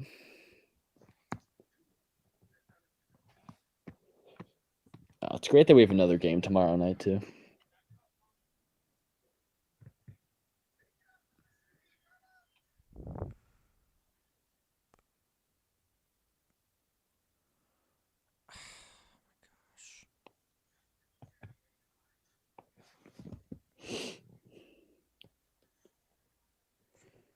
Some tells me that, I don't know why Denbrock has just been doing this so much. People are saying no excuse, but it really just might be Miami's night. That pick and the one-handed catch are unbelievable. Dude, I thought the one-handed catch was going to be the worst thing you have to see, and then that interception was just like... Uh-oh. Miami Hurricane fans are chanting overrated at Hard Rock Stadium. Oh, boy. Oh, boy. Yeah, normally... and if you guys come back, that would be cinema. If we come back, yes, absolute cinema. Nice. A fire drill happened at my dorm while I was gone. Lovely. You're not there. How are you gonna know what fire exit to go out of? True. But yeah, my roommate just texted me, you missed a fire drill at Loftus today. I'm like, really? Alrighty then. He'll just tell you if worse comes to worse. Honest to God, even if you score and you're down by 3, I don't like that. I would rather be down 4. Honestly, I would. Really? Because then you have to score. And you know what that creates? Urgency. So you're saying go for 2 if you score here? No. I'm saying I just don't like the situation you're in right now, and you're down by 10 with 8 minutes left. I've seen crazy comebacks. I've seen Miami lose ridiculous games. But, like... I mean, it seems like every year Miami will lose a funny game. I pray to God this is it. I feel no, this is not going to be the game. Second down and 1. Carr. Blitz comes. Fires wide open. This Malachi Fields breaks a tackle. Still going. And he's finally... Oh, he's broke another tackle. If he wasn't out of balance, he would have been gone. But it's another first down for Notre Dame. Finally, they're moving the ball. But why are they so slow to get to the line? I want some tempo. Go no huddle. You don't have a lot of time. Get the pace going. But that was good. You got an open man more than 5 yards down the field. Yeah, that's awesome. You need more urgency. I do not like how slow everything is going. It has to be the atmosphere, clearly. Which in that case, this is taking way too long to call the next play. Yeah, I'm not liking this. 1st and 10 at the 35. Carr tucks under. He's gonna run, and he just got leveled. Jeez, he got rocked. He's still up. There, keep going. Get to the line. Let's go. And my dad just said he got smacked. Yeah, no shit, Rick. He did get smacked. It did get rocked. He got right back up though. So he did. He's a tough. CJ's a tough kid. It looked for a second. It looked like he might have died, but he was fine. Yeah. You saw what Justin Scott did. He literally just grabbed on his ankle a little bit. Yeah. 2nd and 3. Look, you're in a good spot. Just show some urgency. 7:05 to go. Carr. They finally give it to Love. He's got a first. See, I like how our offense is moving down the field, but we just don't have all the time in the world to do it. Yeah, this time possession's not... Right, finally, some tempo. Jesus. 1st and 10. Miami's in the middle of a substitution. Oh, God, snap the ball. What are you waiting for? Snap the ball. Jesus Christ. Carr. Under duress. Oh, my Gets rid of it, and it's incomplete. That's going to be grounding, right? I don't think so, right? Yeah, there it is. Yeah. God damn it. I mean...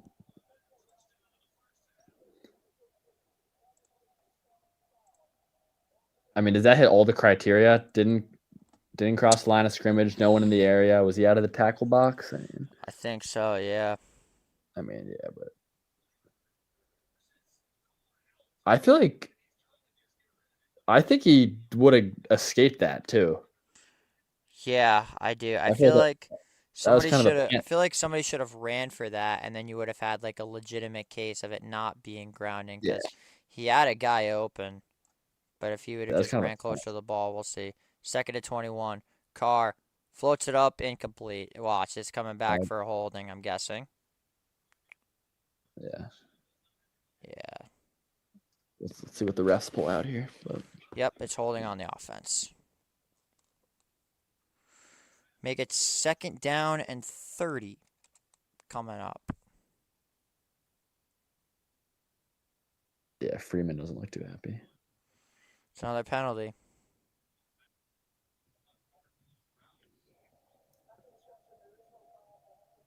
Oh, no foul. All right. Oh. Okay. At this point, just get into field goal range.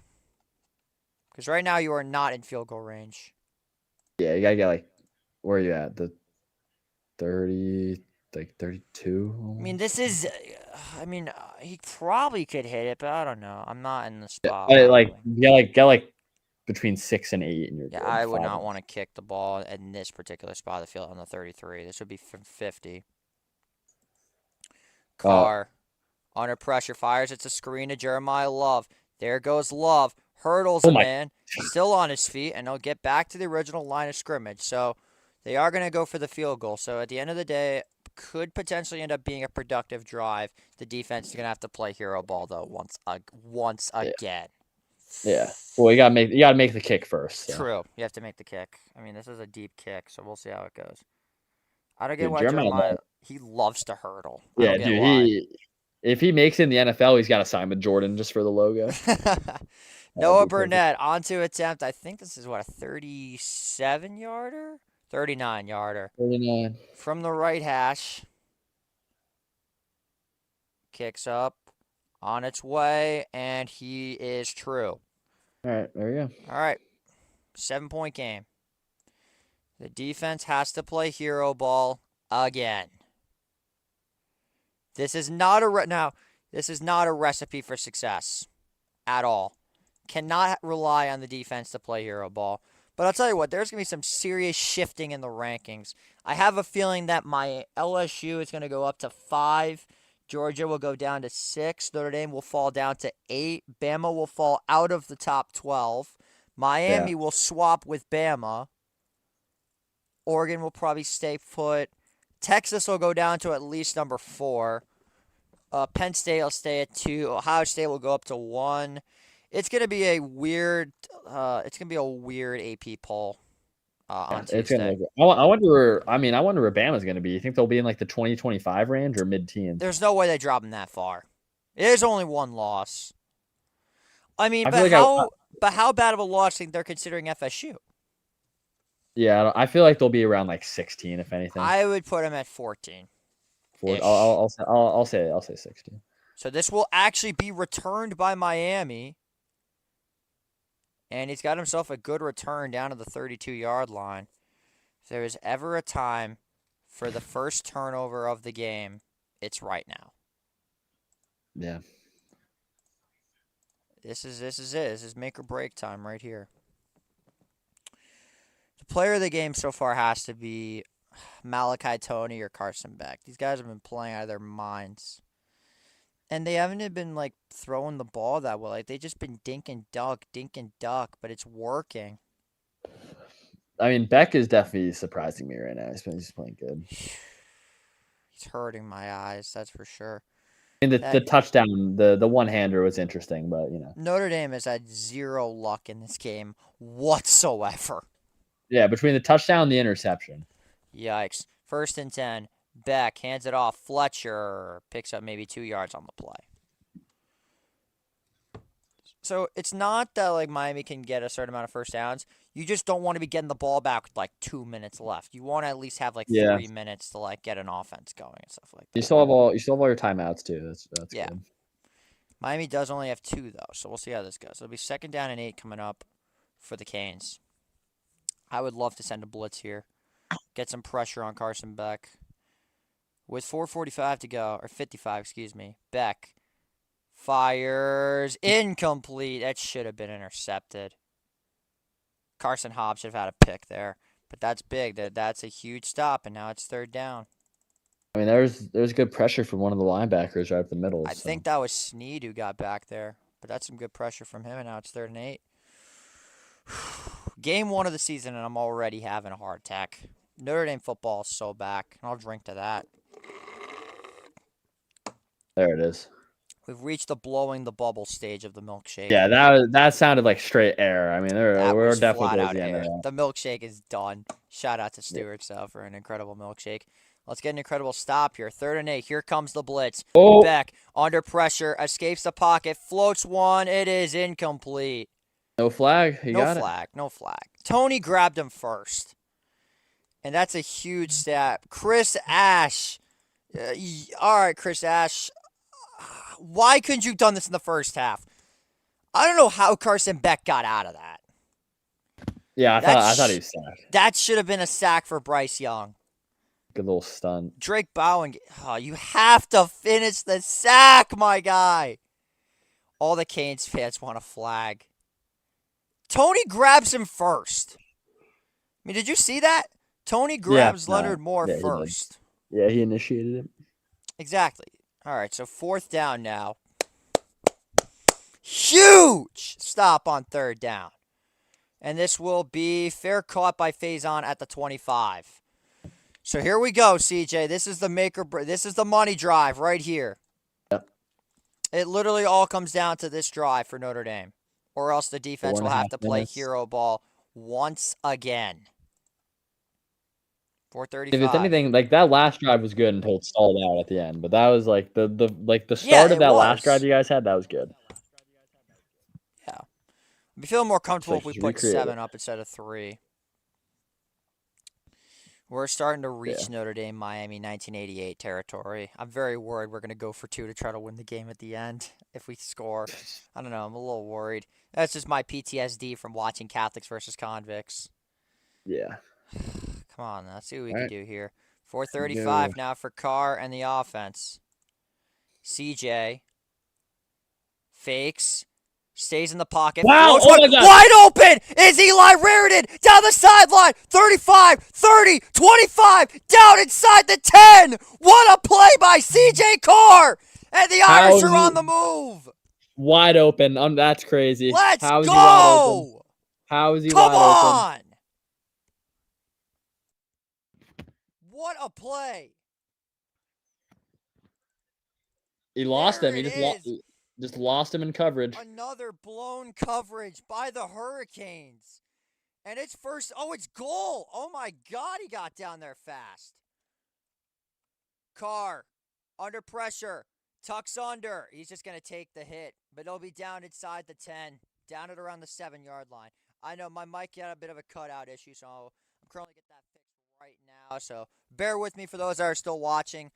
I mean, the mic was like pretty loud, I'll be honest. Oh, Jesus. CJ, he's getting rocked. CJ's a tough kid. I mean, I knew he was tough, but damn. I respect it, CJ. 2nd and goal to go for Carr and the Irish. CJ. Oh. Wow. Got him in. He's in. Touchdown, Notre Dame.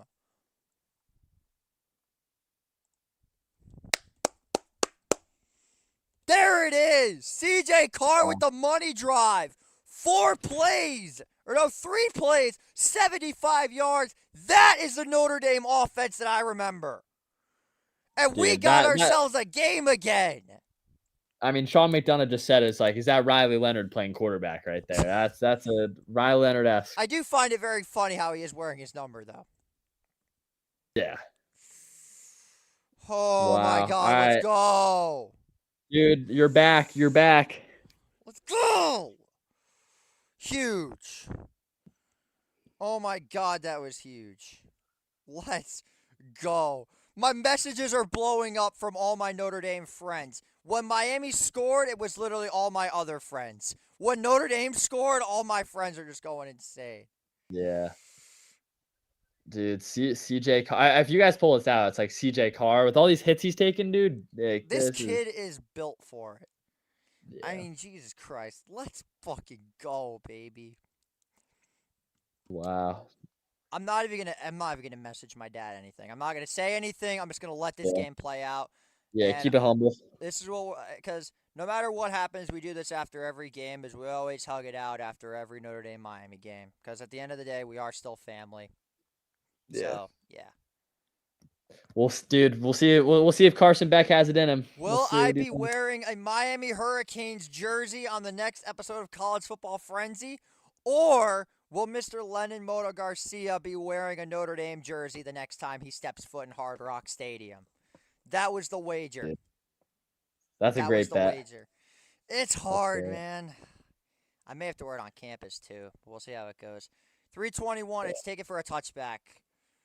Oh my gosh, dude! What a game this has been. It's what not, a rush! Up to it. The game of the week so far in college football, and it had to be Catholics convicts. Dude, like you 20, 25 minutes ago to right now, it's just like the The switch is flipped. The blood is pumping. Now, here's the thing. I will still have a good reaction if Miami does pull off a ridiculous play. I will still have a good reaction. I am a commentator at the end of the day. Yeah.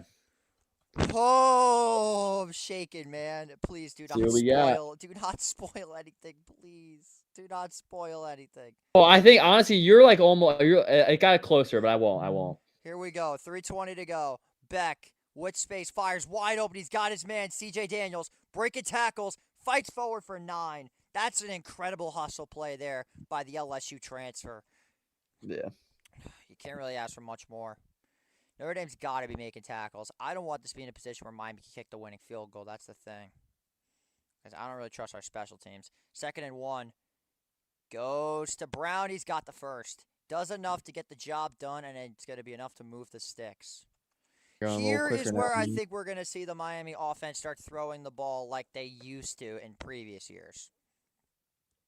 Yeah, I've yet to see Carson Beck really take shots down the field. This is very unlike Miami, that I know at least. Yeah, no, dude, this is like the anti-Miami, like not big They're plays. Playing like us. They're playing like us. In the trenches. 2:26. Beck has all the time. Fires the deep shot. Wants his man. Incomplete. No. Oh, wait, there is a flag. Yeah. Wait, they're saying offensive pass interference. My dad just said, "Are you kidding me?" Wait. What? No. Fuck? That could be a bad clip there. Wait a second. Oh. It was defensive pass interference, not offensive. I know, I thought the same thing. Jesus Christ. The duality of man in the Seglio household when these two teams play each other is at a fever pitch. My dad almost just lost his mind.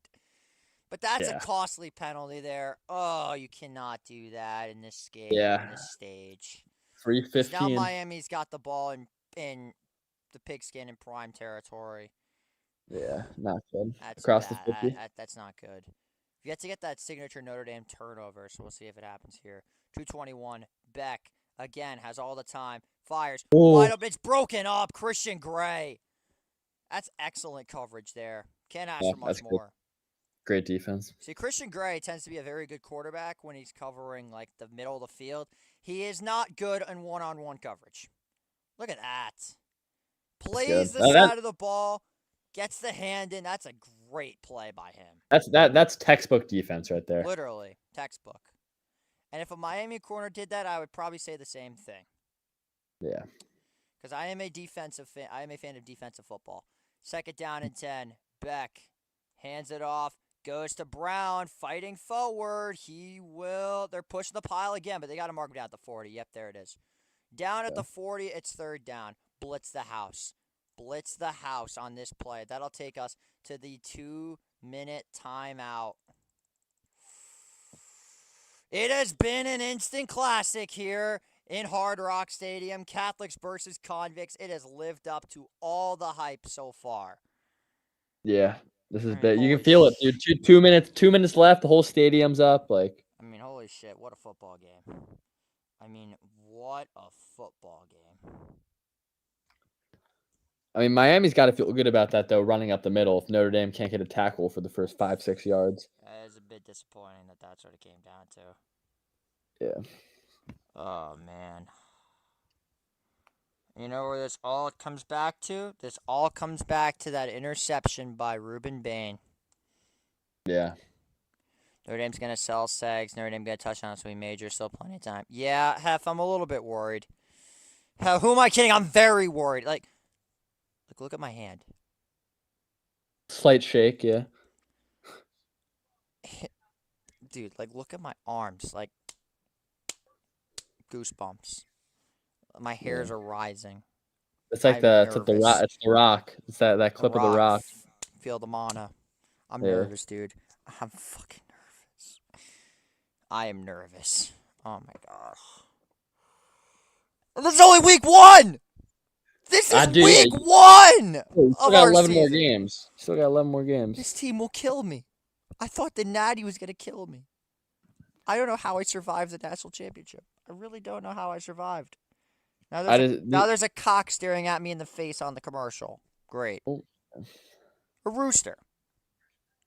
I saw this. I just saw a good tweet. It says Jeremiah Love when I have U.S. currency on him, and it's Eddie Lacy. That's pretty good. I fear that's who he's gonna become in the NFL is a just power running back, because most power running backs haven't planned out very well since. I mean, unless he's gonna be the second coming of Jerome Bettis, which I could see. Yeah. You got to hold out for that. It's either gonna be a Jerome Bettis or a Josh Adams. The milkshake is history. We've now moved on to water. All right, good for the body. Little water never hurt. Spit that thing out like I'm Triple H. Yeah. Yes, now we get to see Geico commercials for a little bit. Let's go. I miss the old Geico commercials. I really do. They used to be so good. Oh, this one with the cats, though, is kind of funny. No shot. Look at that guy. That guy's. Where did you see that? Someone posted it on Twitter. It says, if you're not as locked in as this guy, you need to check yourself. And I honestly, that's a fan right there. Here's the thing. I would put on my shoulder pads. I don't have them anymore. They're gone. Really? Because I don't play football no more. They're gone. Right. If I still played, I would legit throw this on over. Well, I don't know. Because when I would put on a jersey on my pads, it would become one of the most uncomfortable things I've ever worn. Yeah, that's true. But yeah, this whole thing, it all comes back to that pass interference. Could not let that happen. But we have had ourselves an absolute classic here in South Florida. This game feels like the 80s Miami Notre Dame. Yeah, this is a great game. It's been an incredible football game. 2 minutes left to go. Miami is just outside of field goal range. We need something, man. We need a miracle. Hail Mary full of grace. To touchdown Jesus if you're up there. We need something right now. Yeah. 3rd down and 2 coming up for the Canes. Biggest play of the game. They come out in a very tight package. Beck hands it off. Brown no. Oh, he got on the second effort. He got on the second effort. Damn it. Yeah. All right. I mean, that's all right. Big push. Move the chains. That's good football in the trenches. Nothing you could do about that. But that does stop the clock though, the minute 48. So now you're gonna have to play the timeouts game. Yeah. This is a risky spot. I mean, are you in the position? I mean, oh my God, how do you not? Here's the thing: is when do you start calling the timeouts? You know? Oh, Moaga just completely pushed him. That's a great play by Moiga. I don't know how to say his last name, but he's an incredible lineman. 1st and 10. They run the ball again, and they're just inside field goal range now. Now is where you have to start calling the timeouts, I think, if you're Marcus Freeman. Actually, maybe one more play after this. Then you start. Yep, now they're burning them. Yeah. Here's the first one for Notre Dame. Here's where I get nervous. I mean, you imagine Miami keeps on the ground for this one, and then the 3rd down, you don't know. But yeah, I mean, why does Mario Cristobal actually have to use brain cells against us in the final 2 minutes? I'm so used to him running the ball when he should be kneeling it and then fumbling it and then giving up a touchdown on 2 plays. That's still. That's the Miami we know and love. That is still one of the greatest sequences I've ever seen in college football, ever. I was left speechless. I had no words after that. But this is where I fear that Notre Dame's lack of presence on the ground has just been lacking. I'm preparing for rain. I'm hoping for wind of some sort to send this ball flying into the stands. Yeah, I mean, hey, just that graphic. He's 0 for 1 on winning kicks. So that just means he's going to make the winner. I've seen this script too many times. 2nd down and 4. Beck hands it off. Oh. Brown breaks the tackle. He's brought down by Jason Anya, and it's 3rd down. All right. Here we go. There goes the second timeout for Notre Dame. What a classic this has been. Yeah, this has been a great game. Don't go to commercial. Don't go to commercial. Okay, thank God. If they would have went to commercial, I would have been pissed. Let's backtrack. It was once 21-7, but then the Irish responded with a touchdown from Jordan Faison. But then on a 2nd and 2, Reuben Bain had an interception, which led to a field goal. but the Irish kicked a field goal of their own and responded with 7. So, we're about to see how it all comes down on this play. 3rd down and everything.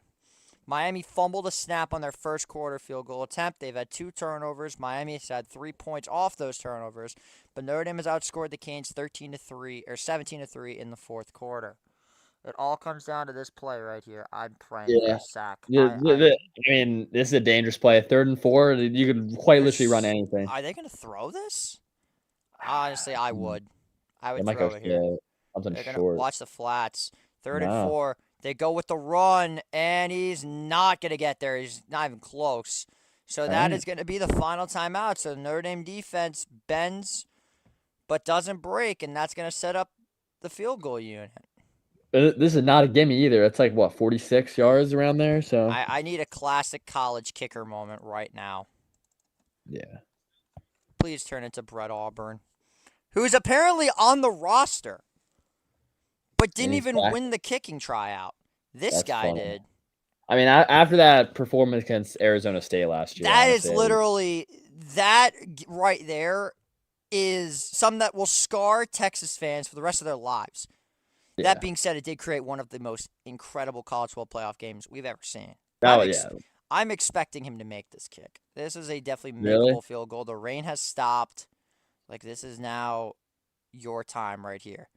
You're inside of field goal range. I believe this is this is a 47-yarder from 47.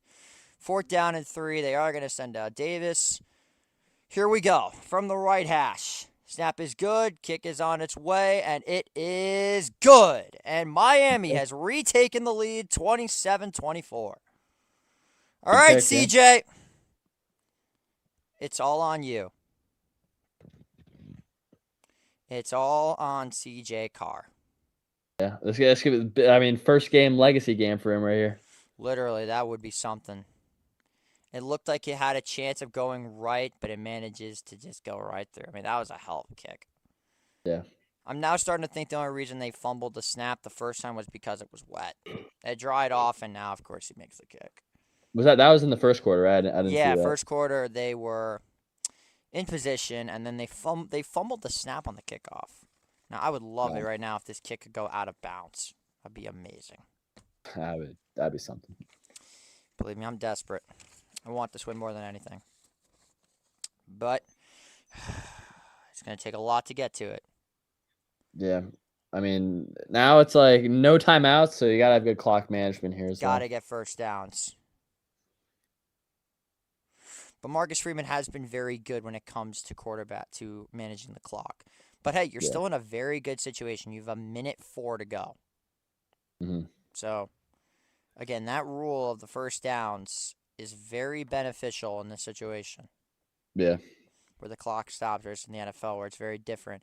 As Davis kicks it away, and it'll be a touchback. Because, of course, it is. Yeah. No one returns anything anymore. Alrighty, this is it. 1:04 to go for CJ Carr and the Fighting Irish. His first game as the starting quarterback. He's already been cast into a spot where he could lead a potential game-winning drive or game-losing drive. It all comes down to this, the final 1:04 here in South Florida. Miami crowd, everyone trying to get hyped up. I would get hyped too. This is a huge drive right here. 1:04 to go, like I've said, 3 times in a row. Let's get this going. Here we go. From the 25-yard line, 75 yards to glory. Carr, under duress, fires, nearly intercepted. That was dangerous. Yeah. Because, again, it just got tipped. Literally got tipped again. Yeah. High throw. I don't hate the play call, but that's off your hands. You got to make that catch. Jesus Christ. That's probably the worst possible start you could have to this drive. 2nd and 10, still at the 25. Carr, under duress, floats the screen. It goes to Raritan. He's got the first down. Eli Raritan will not go down. And they're going to move the sticks. There you go. Tempo. There's the tempo I've been wanting. Even this feels slow. Like, what are we doing? Get Yeah. to the line. Let's go. 48 seconds left. You just got to get to about the opposite 38-yard line is somewhat in range. Carr under pressure. He gets rid of it. They're going to say that's a no, it's incomplete. That was Oh, weird. he got lucky on that one. He did the old two-handed throw. Yeah, he got lucky on that one. It's Ruben Bain again. Wow, that was horrible blocking. Atrocious by the two tackles. Styles, Prescott, and Wagner just let him go right through. I mean, shout out to CJ Carr for getting rid of that, though. I don't know how the hell he got rid of that. That was a sack just waiting to happen. Jesus Christ. Oh, no. Uh-oh, they're reviewing this for grounding? You're kidding, right? Oh, no. Are you fucking kidding me? Wow. 10-second my runoff, God. right? That's a 10-second runoff, right? I think so, yeah. Are you Wow. fucking serious, bro? Wait, so let's see. Was no one in the area? Let's see. Yeah, I guess not. I mean, You've got to be kidding me. wow. Now this just became so much harder. Oh, my gosh. 20. All right, got clock's running now. Yep, clock's going. 2nd and 17. Got to snap the You ball. just have to throw it deep. Carr. Nope. Under pressure. He's sacked. And that might be it. That's it. Bro, celebrating behind the line. Let's see. I mean, I That's got one it. play. Yeah, they're not Game's going to get it over. off, are they? No, that's it. Right? And that is... No, they got it. Carr. Nope, nothing. Oh, my Game. God. That'll do it. The Hurricanes have defeated the Irish 27-24. It was an incredible game. It all came down to the intentional grounding. What a performance by the Hurricanes. What a game. Good game. Great football game. That's what we live for. What a game. And it all came down to that stupid interception. Costed Notre Dame the game in the end. But let's be honest, they did not deserve to win this game. Notre Dame played hero ball till the fourth quarter, and it just did not pay off. Yeah, tough loss, but that's great football game. Brutal. I know you still got 11 more games. Tough one, but that's not going to define your season. But definitely not. That's going to be all we have here for your coverage of the game of the week on Empire Sports Media. I'm Jada Segler for Ryan Bell.